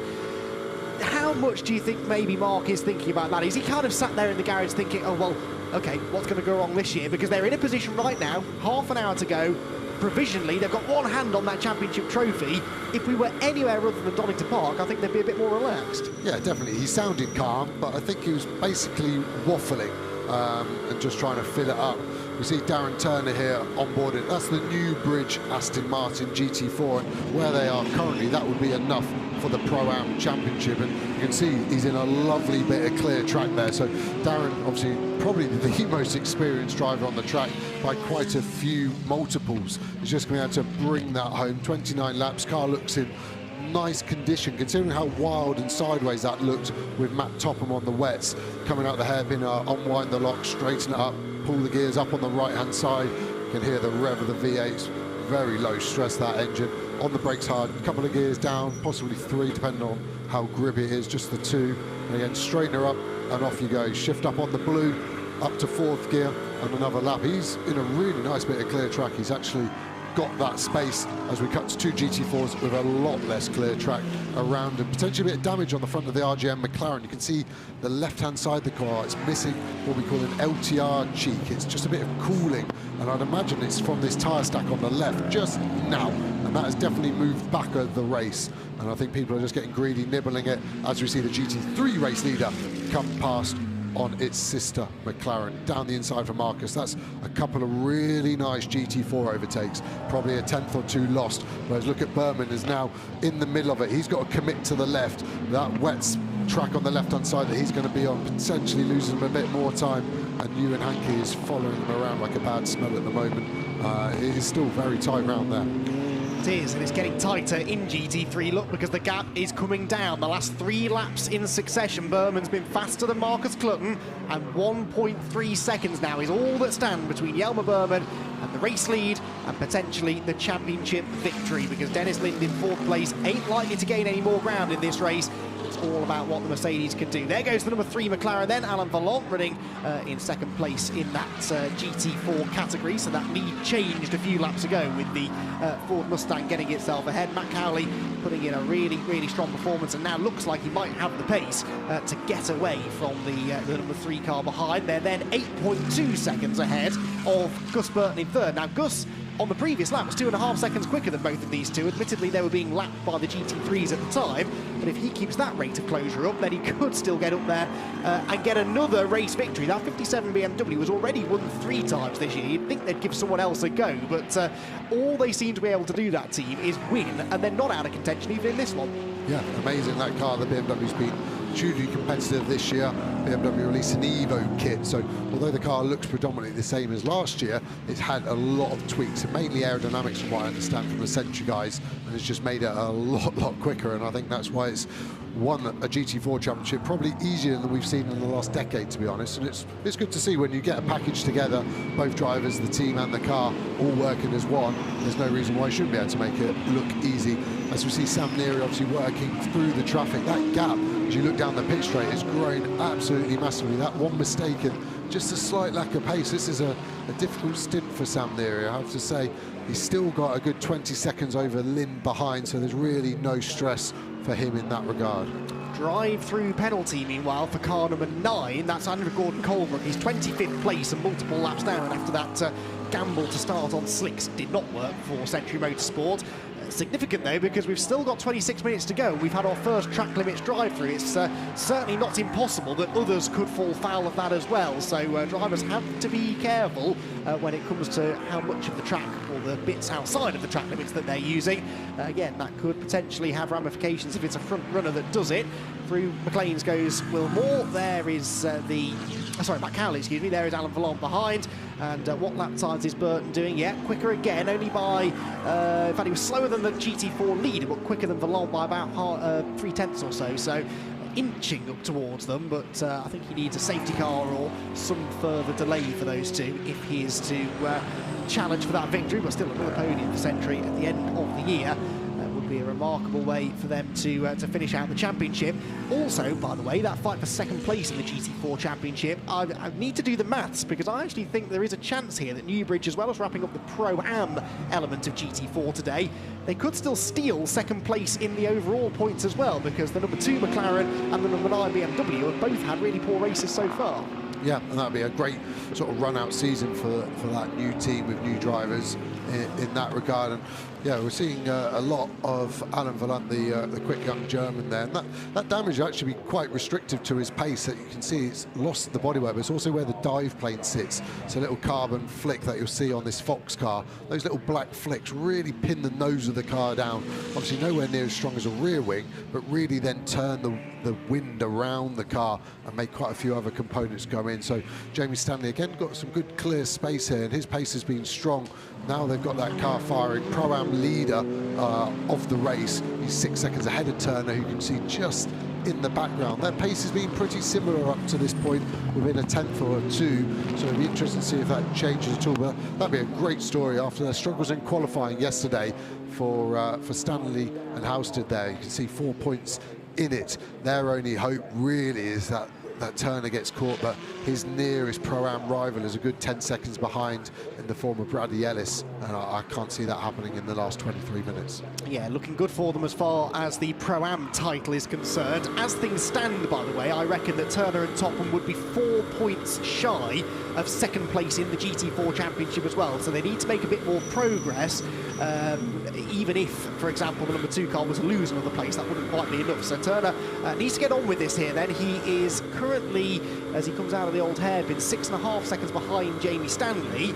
And of course, they're both pro drivers. They would be fighting for that lead in the Pro-Am category as well. But if this car starts making ground up in the final part of the race, they could still do, which, considering they didn't even race at the season opener at Brands Hatch, they also had a non-finish here at Donington, although an awful lot of GT4 cars didn't finish that first race of the year at Donington in the summer.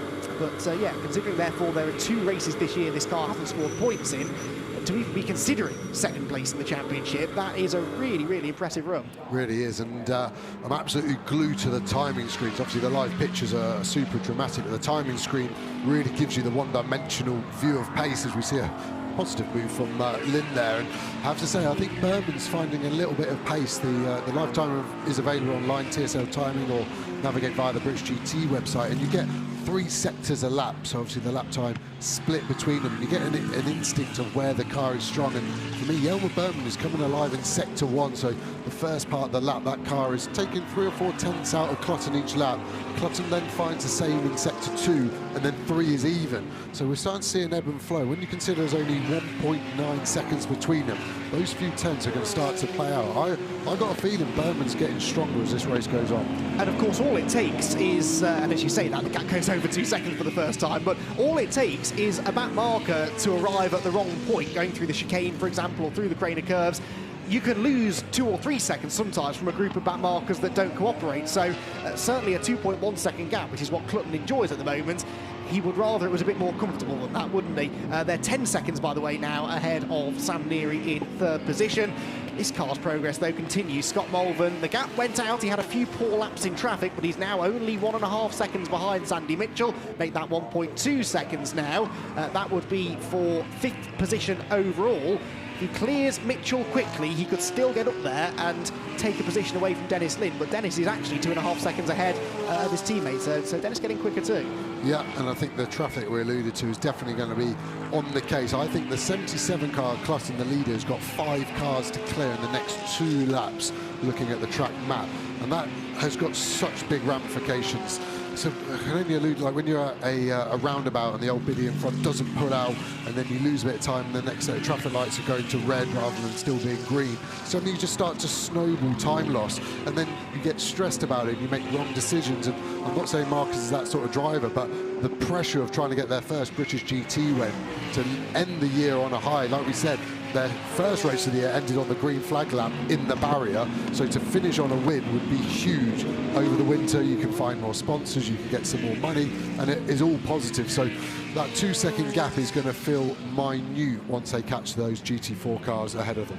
Yeah, they didn't finish either of the first 2 races of the year in Enduro Motorsport. They had that crash at Brands Hatch, and then Marcus actually tangled with someone, I think it might well have been Johnny Adam at Silverstone, went for a move that he said himself was just too aggressive, shouldn't have done it, damaged the car and unfortunately ruined what was looking like being a promising race there at the Silverstone 500. They then came back and scored some decent points here at Donington Park, but missed a couple of rounds in the middle of the year, so it's been a really inconsistent season for them. They would love, I know, to end the season on a high.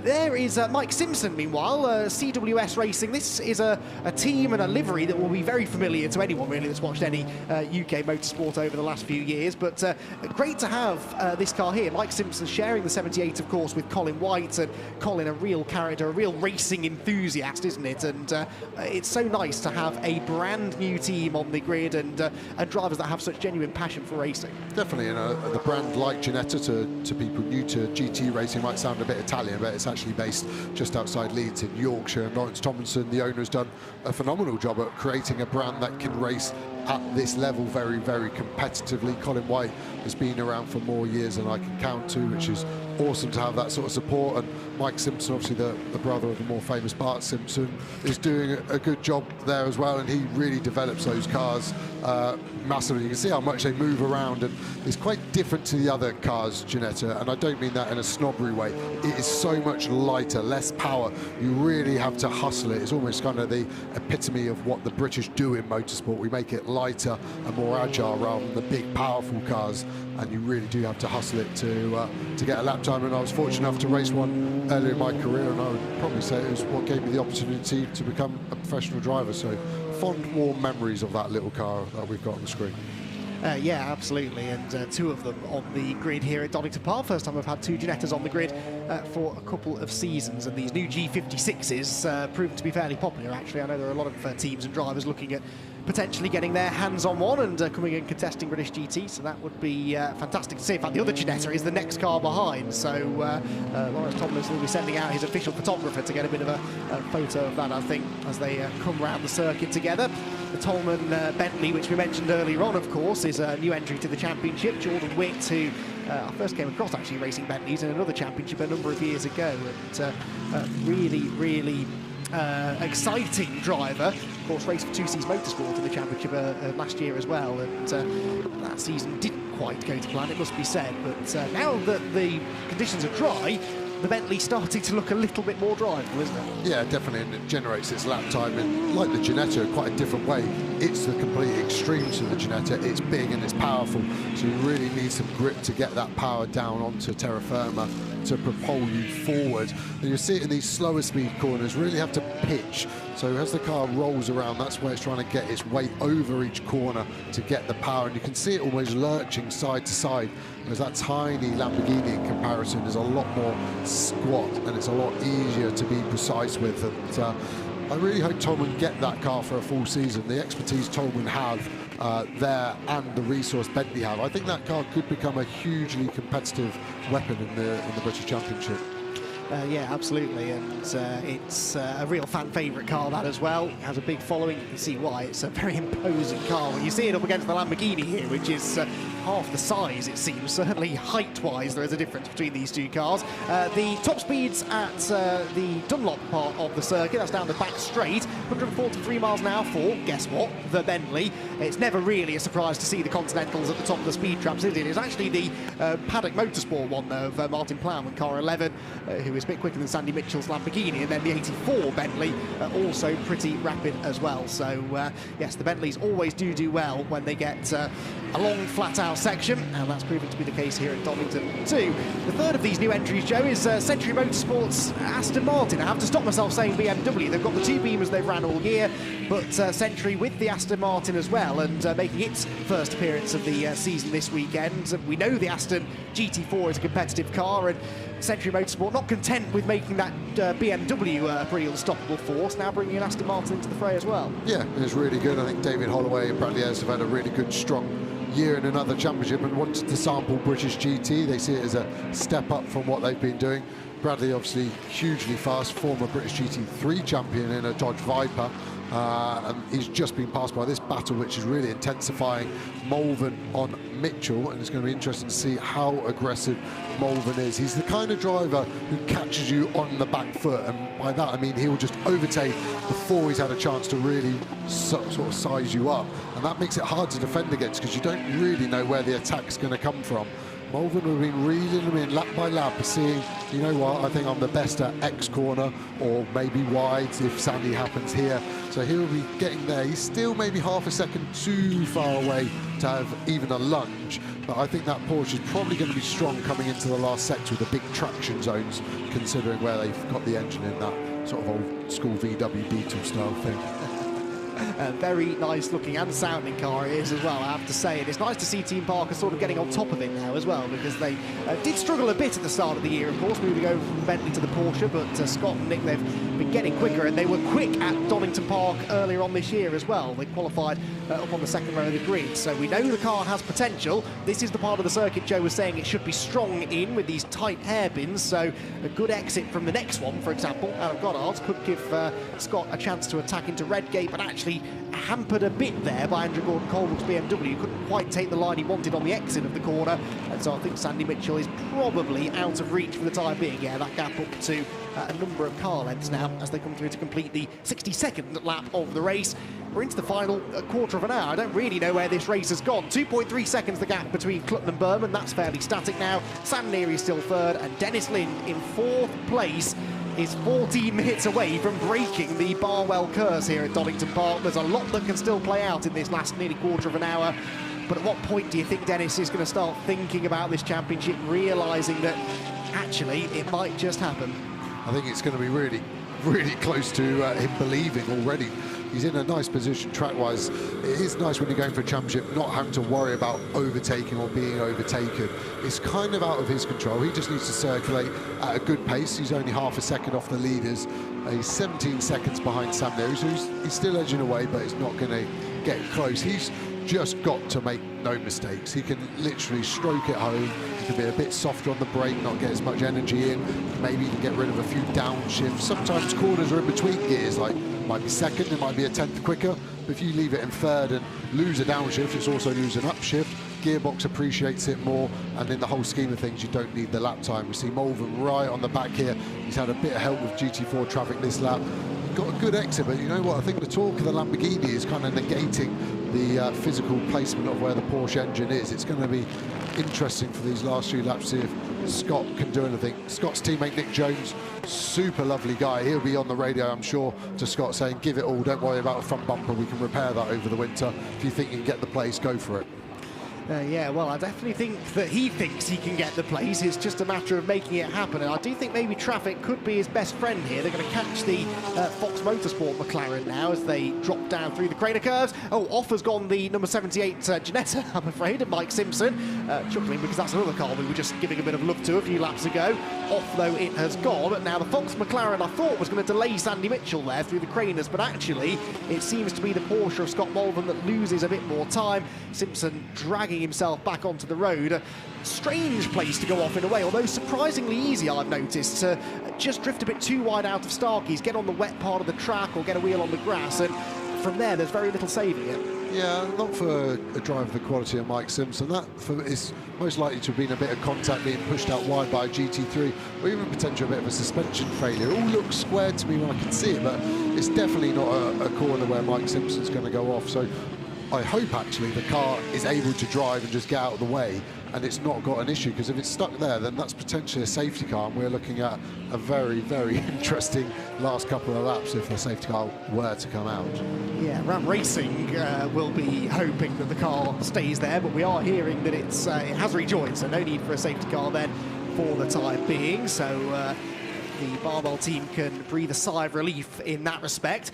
Dennis Lind, by the way, only 15.8 seconds behind Sam Neary. He's actually quietly putting in a really good stint here, Dennis. He's 7 seconds clear of this battle that we're seeing now between Sandy Mitchell and Scott Mulver. Remember, at the start of the stint, Mitchell was right on the tail of his teammate. And yeah, Dennis taking nearly a second a lap out of Sam Neary ahead of him. So, Joe, you did suggest that maybe he could look after his tyres for the latter part of the stint. And that car now is one of the quicker cars on track.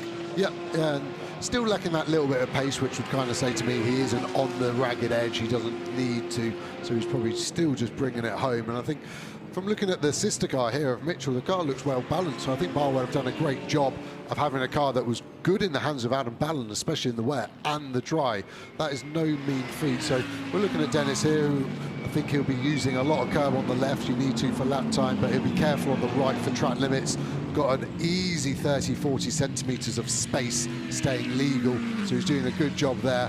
And then in the hairpins, it's all about just getting it in nice and tight. You can use the apex curb to rotate, straighten the wheel, and off you go. You can hear the traction control working hard on the Lamborghini. Then the Proctor McLaren behind also working.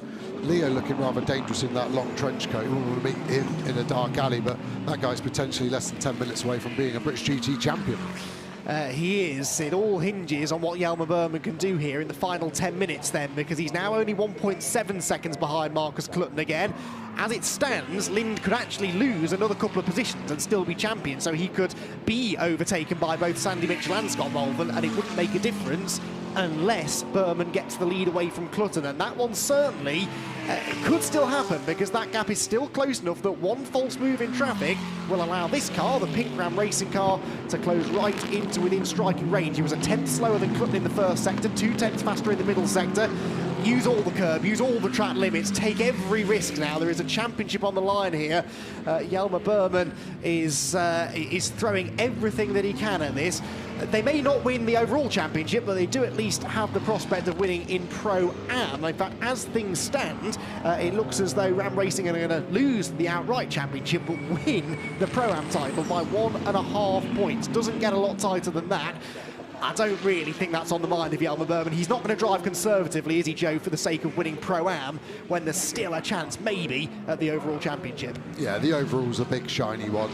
It's like comparing staying at the Ritz to the Premier Inn. The Pro-Am one is literally a trophy that you're going to use as a paperweight. The overall one is the one that you'll tell the grandkids about. Gap's down to 1.6. It is still falling. The one thing that surprised me the most about the 77 McLaren of Clutton and the 6 Buurman Mercedes is they haven't had any track limit warnings. So I'm saying about saving them, but boys, you've got 4 laps left. You need to be using them, and I would say they should use them at turn 10, the right of the chicane. Everywhere else is MSA track limit rules, so you cannot have a wheel over the curb. Apart from turn 10, we're playing to FIA rules, which means you can have one wheel on the track, and that's legal. I appreciate that's not very obvious or logical, but that's the rules we're playing with. So as they come down the back straight here, the left-hander, they can get close to the tyre stack, which is kind of protecting the track limits here. But then once they get through the left, just open up the steering and cut it straight across. And I still think he's legal. I think he could get closer to the gravel and easily be gaining 2 or 3 tenths on this run down to the Melbourne hairpin. You can see Clutton getting held up by 2 GT4 cars. One McLaren is down the inside, cleared that one without too much bother, but he's got one more. I think Buurman's going to get one into the last corner and one on the pit straight potentially. So it is getting racy. I wouldn't want to call it yet. I think Clutton's just got enough pace in the bag to be able to react to anything Buurman's throwing at him. Clutton, though, of course, is also driving with this pressure of looking for his and the team's first win in the championship. So, yes, he's going to make life very, very difficult for Yelmer Buurman should Yelmer get within striking range. But maybe just fractionally increases the chance that he might make a mistake. He might be a bit more conservative in traffic, drop a bit more time, because the last thing Marcus wants to do is make a silly mistake in the final 10 minutes that loses them the race win. So Yelmer, in a way, has got nothing to lose here. He can throw absolutely everything at this and just hope to maybe force that mistake out of Clutton. He was another 10th faster that time. 1.5 seconds is the gap, but he needs more than a 10th a lap to get there in time. We've got 6 3/4 minutes still remaining in the race, as, by the way, Dennis Lind sets the fastest lap of the race, 1:28.236. So that little bit of pace he was missing, he's found.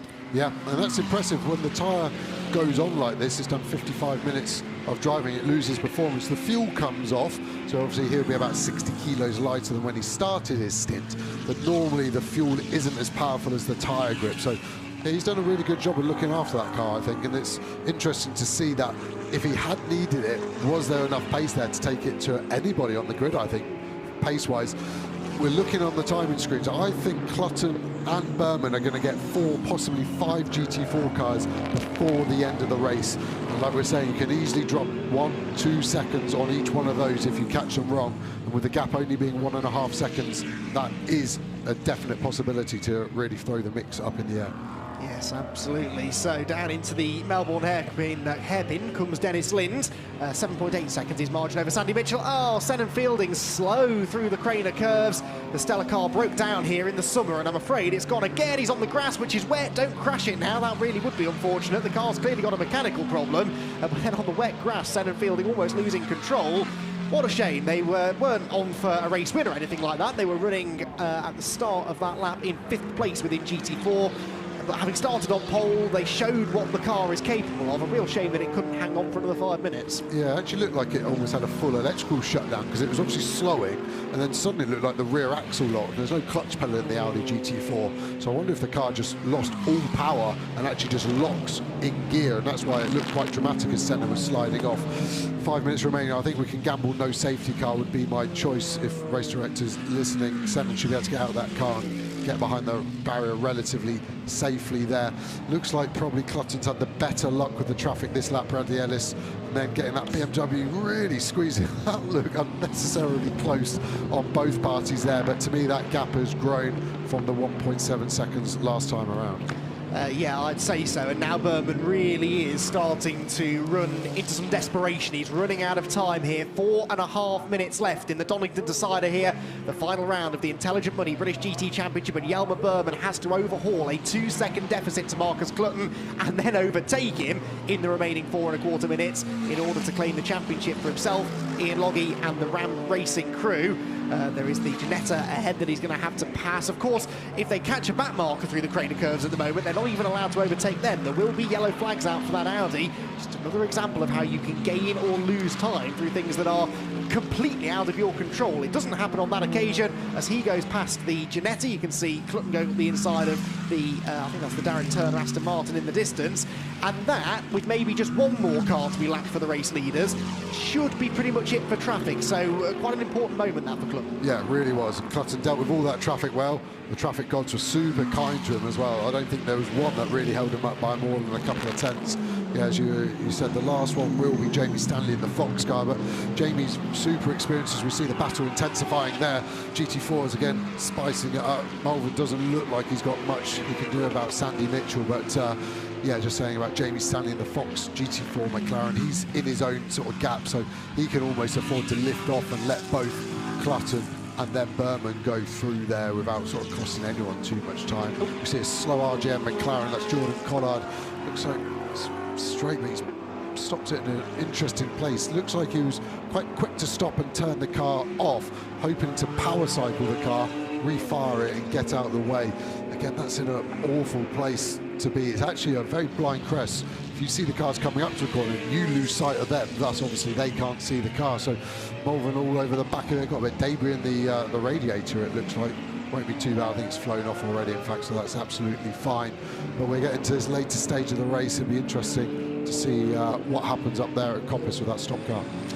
Yeah, absolutely. Let's hope we don't have to have a premature ending to the race, but if it stays there, then I think we might have no choice. It's definitely in a dangerous position, isn't it? Out of the hairpin then come the Lamborghini and the Porsche. I'm trying to work out what that means for this second place battle in the GT4 Championship, because it looks like now the number 2 car isn't going to score a single point, is it? So how are Turner and Topham getting on? They're running in 6th place at the moment. That would score them 12 championship points. That's not enough. So despite breaking down there, the number 2 car should still come home as runners-up in the GT4 Championship, but yeah, not quite the way they would want to have done that. There is Darren Turner coming through the chicane, then bouncing his way through. He's picked up some rubbish in the grill as well, but that won't be concerning the Aston Martin veteran as he drops down into the Melbourne hairpin. He's 7.2 seconds behind Jamie Stanley as well, so Jamie has managed that gap pretty well for the win in GT4 Pro-Am. Yeah, I think veteran's a little bit rude. You see the colour of his hair. He's dyed it so much you wouldn't be able to guess his age anymore, Darren. So he's hiding those years. I think the wrinkles might show it.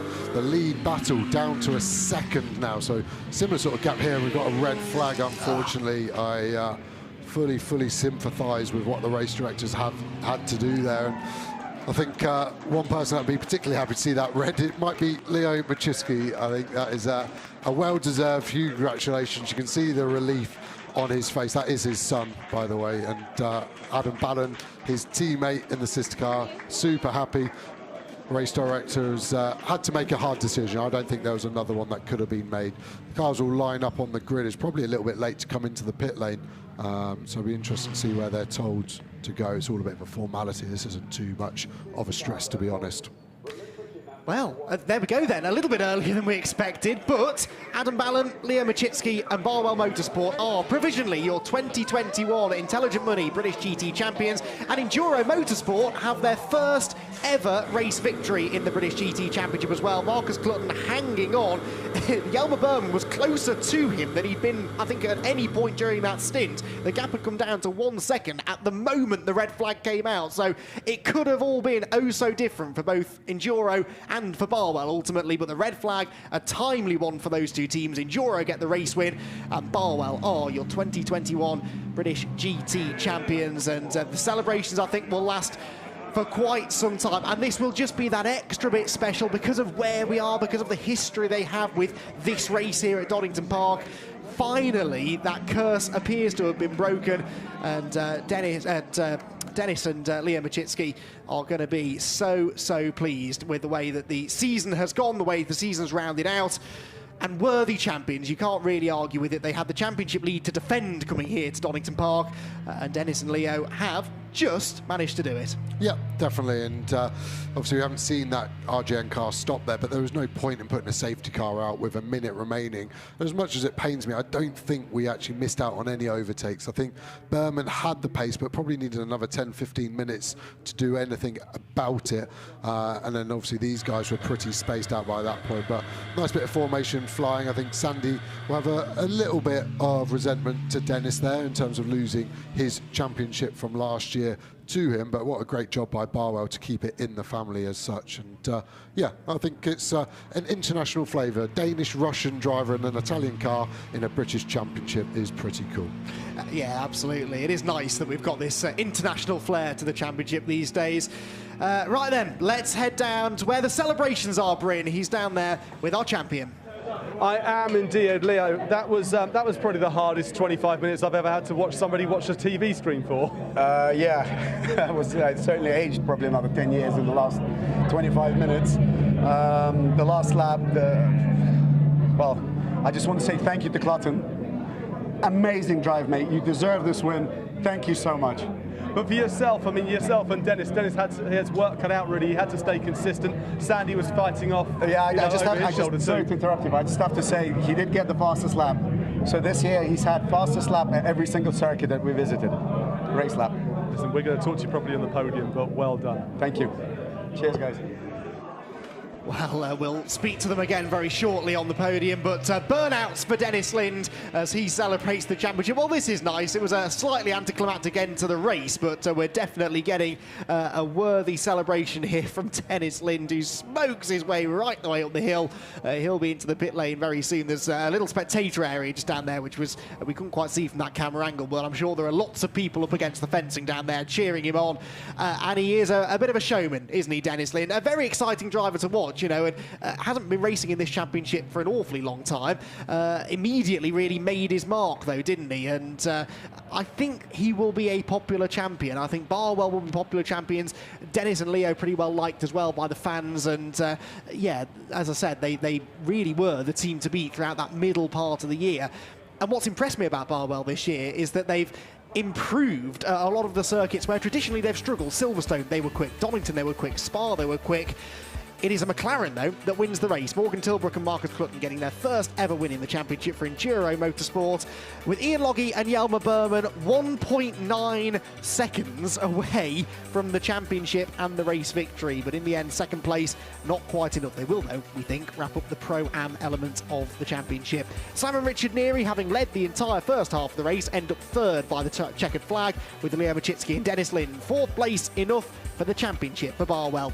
Their teammates, Sandy Mitchell and Adam Balon, right behind in fifth position. Nick Jones and Scott Mulvern never did get the chance to get ahead of the number one car. They finished the race in sixth. Ahead of Ewan Hankey and Mia Flewitt. Mia had a spin in her stint, but actually a pretty solid effort from them to beat out the likes of Johnny Adam and Andrew Howard in eighth, the Proctors in ninth, and Martin Plowman and Kelvin Fletcher after that spin coming through Coppice Corner for Kelvin, rounding out the top 10. It's another Bentley next, 11th place for the Tolman car ahead of Igoe and Keen, sadly out of contention for the title from the first lap, really, when they had that spin.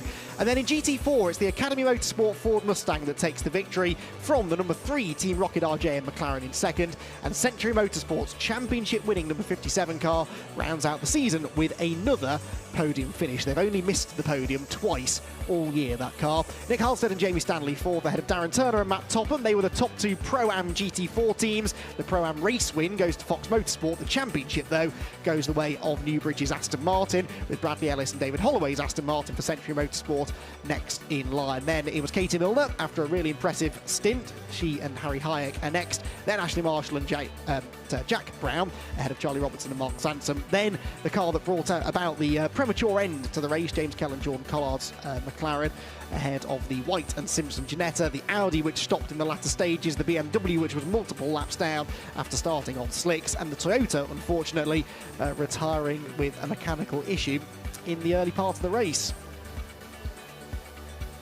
So that is the race result then here for the Donington Decider, but we are about to, I think, catch up with our race winners, which we mustn't forget in all of this. Marcus Clutton is down there with Bryn. Well, gents, it might be slightly overshadowed, but how about that, a GT3 race win for you both? I mean, that's the way to do it, right? Yeah, without a doubt. It's been a long season for us, and we've had our ups and downs. You know, we didn't even make the first lap at Brands Hatch, so unfortunately, we all make mistakes and we learn, and it's a learning year. And you know, we've stuck at it and finally got a reward. We've had a couple of podiums, took off as a, you know, a bit. You've had a spin and a bit of an incident in the pits, and you know, we stayed strong and kept plugging away. And today's the reward for that. It's amazing. Now, I'd not to say who had the hardest job, but Morgan, let's say you started off in the very, very tricky conditions on track, and also it was tricky. The race going on around you for the championship. You must have been aware of that too. Yeah, it was. You know, I was conscious of that, but you know, it's our own race. We turned up to win. I'm unbelievably pleased. Marcus has done a fantastic job all year. You know, he's not just a driver; he runs the team. So you know, he's got a full-time gig and he does an amazing job. And the team have done a great job too. And some of them in Indianapolis at the moment, unfortunately, aren't here to share the win. But yeah, I'm over the moon. Yeah, over the moon. It's just amazing, isn't it? Like, you know, you wait for a podium and you get a win. So well done, both of you. Congratulations. Yeah, cheers. Thank you very much. Yeah, a fantastic end to the season for a team that have always had the potential to do well and to, you know, fight for race wins. And, you know, if they come back next year with this sort of form, maybe even a championship. Yeah, definitely. They've done really, really well. And we alluded that there to in Indianapolis. We've got that 8-hour race later to watch. It'll be great. And, yeah, hugely congratulations to Enduro. And I actually think they won because they've got my engineer, so Rob Courtnage engineering that car. also engineers me. So congratulations to them, and I think their championship title sort of rival hunters for next year. Yeah, fingers crossed for them. We'll watch with interest to see what they get up to next year. In GT4, it's a second win in recent succession, though, for Academy Motorsport. Yeah, GT4 winners, and Will, if you look at the your badge there, it's coming off because you raced so fast. That's right, yeah? That's correct, yeah. What's it feel like for you guys then, getting the top step today? Oh, it was mega. I mean, such a good end to the season. Will did a great job in his stint. Brought the car in P3 because the pit stops came out in P2, and then for me it wasn't too difficult because Will did such a good job in Academy Motorsports and everything. Have been doing a great job all season, and yeah, it's just a great way to end it. Yeah, brilliant end to the season. Matt's giving me all the credit there, but his overtake to get P1 was pretty special. So yeah, I'm happy. Good team work together, and it's nice to have that relationship for you two as well. Yeah, definitely. Yeah, I mean, me and Will get on really well. Everyone in the team gets on really well, and I think that's why the results come in the end. Yeah, absolutely. It was well deserved, and it was tricky conditions out there. I mean, you had your work cut out to begin with the greasy circuit. We've been talking about this from the very, very beginning, but it was such a tricky way to read this race to begin with. Yeah, very much so. We took a bit of a gamble as well. We put a dry setup on the car and put wet tyres on, anticipating that the track would dry out towards the end, and it did. And it's paid dividend, really. The team's done a great job to call that, and yeah, we just drive the things at the end of the day. Exactly. Well, you drove it pretty well. Well done, both. Thanks. Cheers. Thank you. Yeah, I'd echo the thoughts of Bryn Lucas. They did drive it pretty well, and a car that, as we've said a few times, is surprisingly good in the wet, actually. Got that win at Snetterton in the wet, and this one definitely a rain-affected race, but really good, solid stints there from both of those two. So we are now going to have a word with another pair of champions, the Pro-Am champions in GT4, Darren Turner and Matt Topham, down there with Bryn Lucas. There was a danger, you two, that you might finish second in GT4, but you've got the Pro-Am title, and it's been a decent season for you both, really. Yeah, I mean, I think Matt's still in shock, but it's been a great season. Missing the first round and then just clawing back some points. I think the highlight has been, you know, when we had a win overall in GT4, but Newbridge and certainly Matt, you know, his first year in British GT and putting in those performances today was extra special. So yeah, really enjoyed it. When you say your first season in this, Matt, and to be the GT4 Pro-Am, you know, champions, that's not a small title to take home, is it? Not for me. I mean, I feel a bit like when we first interviewed at Silverstone after winning that. I just don't know what to say. It's complete shock. I came here to race the Aston Martin GT4 and just enjoy myself, and to get this is insane. Have you managed to enjoy yourself, or has it been just pressure the whole time? Every minute, even when the car's sideways at Old Airpin and you don't know if it's going to come back straight, it's still amazing fun. Amazing. Yeah, it's amazing to watch as well. Well done, both of you. Thanks so much. Cheers. Thanks. Yes, so there we go then. Darren Turner on his return to the championship, having never won a race in this championship until this year, amazingly. And here Matt Topham said right from the start of the year they wanted to race in the championship, but they wanted to race in GT4 specifically, especially Matt. He was really excited to come and race in GT4, and GT4 not something necessarily that Darren Turner has a lot of experience racing, certainly not as much as the GT3 or GTE cars, and yeah, great assets to the championship. Right then, our overall champions, Dennis Lind and Leo Machitski. I'd imagine, Bryn, are rather happy. I don't know if they're happy. They look completely shell-shocked. I don't know. Let's go to Dennis first of all. So Dennis, you had to get that car to finish fourth or above. You knew that, and you saw what Yelmer was doing. You did the job, but it was a tough ask, wasn't it today? Yeah, it was.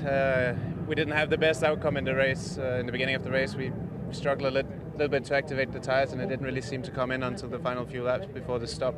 And when I got into the car, we were a much lower pressure than the people behind, so they were pushing quite a lot. So I thought, oh, we're in trouble. But it seemed like the tires came in the end, and I managed to get the final fastest lap as well. And then there's Leo over here, who I just wanted to put a pedometer on you, Leo, to see your step count for getting up and looking at the screen and sitting down again. I mean, it was you having kittens, weren't you? Yeah, I was very nervous. So the last 30 minutes was incredible in terms of nerves. But I'll just translate what he just said. What he basically said, what he meant to say was, at the beginning of my stint, I was a little too slow. It wasn't the tires. I actually did get the fastest AM lap, and you got the fastest Pro lap. But unfortunately, the gap built, and the gap was too big for him to do anything. He still got his fastest lap, which makes it that he's had the fastest lap at every circuit that we visited this year. So I want to say thank you for that. He knows exactly what the motivation is for that, for those fastest laps from me. But I want to say thank you to Barwell. I think they've done an incredible job all year. I want to say thank you to our competitors for keeping this exciting all the way through. And I really look forward to coming back here next year and to defend the title. Before I let you go and get your trophy, just show us your hands, Leo. Show us your hands.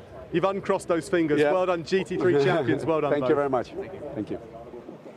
Well, yes, I don't think they've really had a chance to catch their breath all afternoon, those two, but that was the moment that the red flag came out. Rare that that is a cause for celebration, but it was for Barwell Motorsport today, and the moment that the realisation set in that they have done it. They have won the Intelligent Money British GT Championship, and yeah, very, very popular victory for the team, but also I think for the fans of the championship as well. And that is a whole season's worth of work and effort and preparation, and that is the moment that you do it all for. You know, it's not just the race weekends either. The teams are out testing week in, week out, fettling the cars, all of the work they do on race weekends as well builds up over the whole season, and then the moment that you actually manage to make the achievement and win the championship, it's just such a special feeling for a driver.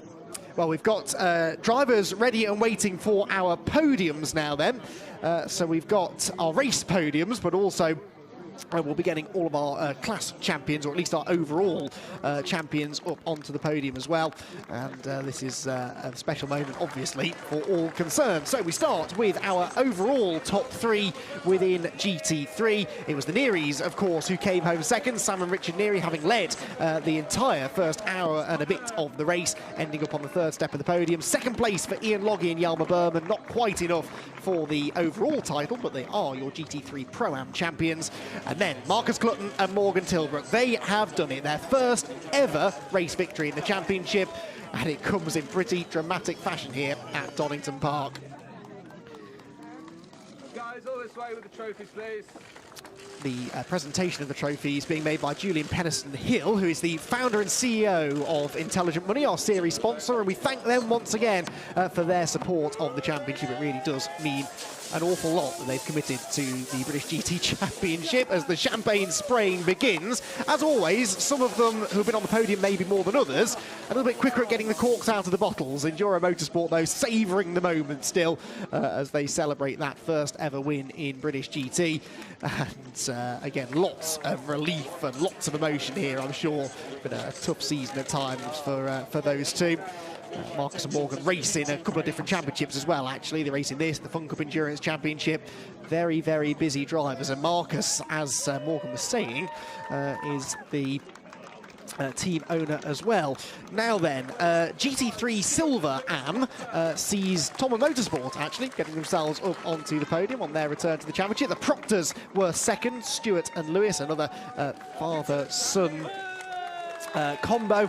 And two father-son combos there on the Silver Am podium. We've seen this a few times, obviously. Richard and Sam Neary with the Silver Am race victory in GT3. So they've been on the third step of the podium once today, and now they're up there onto the top step as, again, Julian Penniston-Hill is there to hand over the they're proper trophies, those, aren't they? They are no expense spared here at British GT with the end-of-race silverware.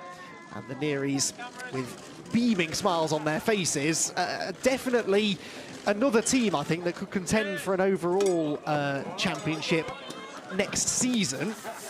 And had it not been for that crash at Spa and issues having to miss Snetterton as well, they could even have challenged for the title this year, actually. But maybe 2022 will be the Nearys' year to go for gold when it comes to the championship points. Incidentally, the Proctors had already wrapped up the Silver Am Championship before this weekend. It's why we've not really mentioned that championship. We had enough to worry about points-wise. But congratulations to Lewis and Stuart Proctor and Balf Motorsport, meaning that McLaren get themselves some championship silverware in 2021 as well. So we now will move on to the GT4 podium, then the overall top three, and it's fitting really at the end of a year that they've dominated that Gus Burton and Will Burns are on the race podium as well. It's not a race victory, but it is yet another podium. They have only missed the podium, those two, on 2 occasions this year, and on both of those occasions they finished 4th. So what an incredible season, a lowest finish of 4th all year long. Second place, as we can see there, and third, the race win as well. We've got second place for the Rocket RJN squad, but it's Academy Motorsport that take the race victory in GT4. Again, their second race win, both of them coming in the second half of the season. They won the wet second race at Snetterton, and they win here in the final round of the championship at Donington Park. And another team that rued a non-finish here at Donington earlier on in the season when they were caught up in an incident at the final corner, and that meant they didn't score, obviously, and they had the potential, I think, to challenge for a podium or a race win that day as well. But Academy, I think they could do with keeping those two drivers on, just to have a bit of driver stability going into 2022. And if they do that, another team, I think, that could contend for many more race wins in the future. So Gus Burton just makes sure that Matt Cowley is properly soaked. The rain stopped, but champagne shower altogether a lot more enjoyable than the inclement weather that we've had earlier on today. And Academy Motorsport then celebrating their race win in GT4.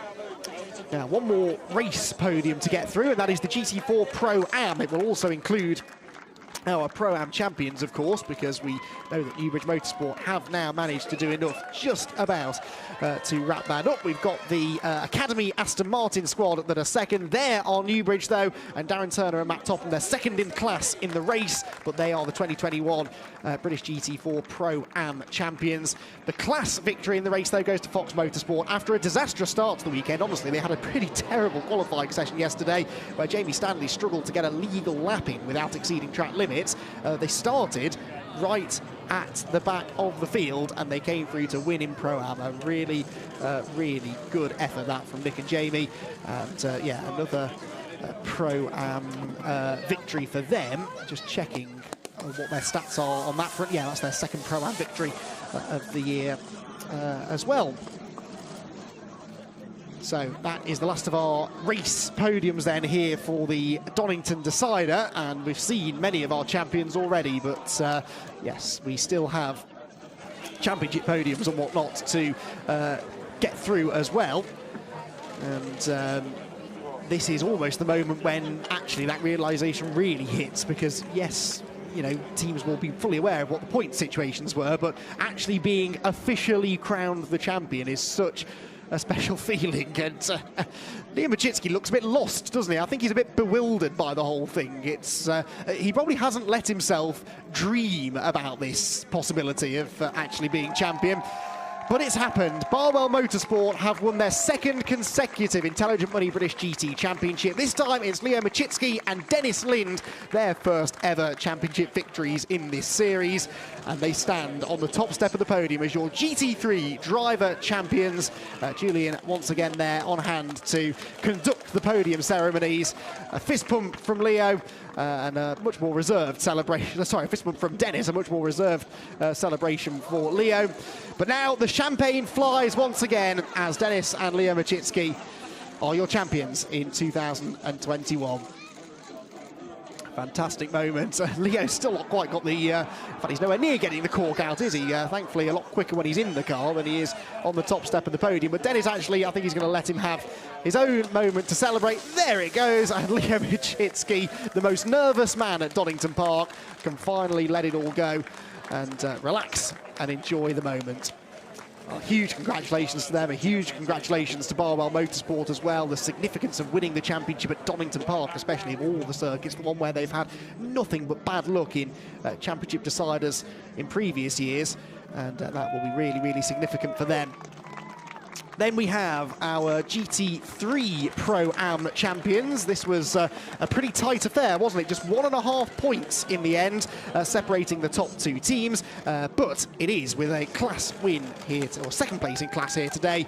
The championship for Ram Racing's Ian Loggie and Yelmer Buurman. They may not have beaten Linda Machitski to the outright title, but they do beat them by the narrowest of margins for the Pro-Am championship. That is, again, nice to see for two drivers that are pretty experienced hands, actually, in British GT. Loggie and Buurman, they've both been around for quite a while. Ian Loggie's driven a number of different cars, and Yelmer Buurman having a lot of success in Mercedes in recent years, of course. And yeah, Yelmer, oh dear, Ian Loggie's not going to be drinking the rest of that champagne, is he? I'll tell you what, the strong bottles, aren't they? Well, maybe that didn't smash, but Ian Loggie, that's really the only mistake he's made all day. Had a really good stint at the start of the race in very tricky conditions, and Yelmer Buurman charging hard at the end, coming up short of the race victory by just 1 second, and well, could have all been so different for them, couldn't it? Now to GT4 then. We've already seen them on the podium once, but it is our GT4 Pro-Am champions, Darren Turner and Matt Topham for Newbridge Motorsport. Brilliant season within the Pro-Am ranks. They were second in the class today, but they had 3 race victories earlier on in the season at Silverstone, at Spa, and in the first race at Oulton Park. And they have 2 overall British GT4 class victories as well. That Silverstone race they won outright. They also won outright at Oulton last time out as well. So as I said during the race, the fact that they didn't even do the the first round of the championship at Brands Hatch, to be here now as Pro-Am champions, that is pretty special. It's been a pretty competitive class as well, Pro-Am, so far in 2021. And yeah, hopefully we'll get a few more of these Pro-Am teams coming in to compete against the Silvers in the future. So they are GT4 Pro-Am champions. Are we done now with champions presentations? I think we might just be waiting for one more. Senan Fielding's there to get his cap. Senan, unfortunately, retiring there with that strange, what we think might have been an electrical fault towards the end. Confirmation then that Dennis Lind and Leo Machitski are your champions by 9.5 points over Ian Loggie and Yelmer Buurman, with Balon and Mitchell third, Igoe and Keen fourth, and Andrew Howard 5th place in the championship. He's not a champion this year, but he still makes the top 5. Let's take a look then at the highlights of the Donington decider. At the start of the race, the track was pretty wet and greasy, and Michael Igoe, despite getting the lead or holding the lead from pole position into turn 1, unfortunately would come a cropper in the wet conditions. He spun the rear wheels coming out of the old hairpin, rotated the car, off onto the grass he went, and that wasn't the last time the WPI car will be visiting the scenery this afternoon. It was looking good for Leo Machitski. His pace wasn't spectacular in the first part of the race, but he was staying out of trouble. That was the main thing, and just desperately trying to get that championship. A very close moment for their nearest championship rival, Ian Loggie there, almost tangling with the GT4 cars as they actually tried to unlap themselves from him, going through the hairpin. Into the pit window, and the transition from wet to dry tyres came pretty much bang on the middle point of the race. Right when the pit stop window was open was exactly the right time to move on to slick tyres. Every team decided to do so, and it meant the pace in the second half of the race was significantly faster than the first. Dennis Lind jumped into the number 63 Barwell Lamborghini, knowing that he just had to hold position in order to wrap up the championship.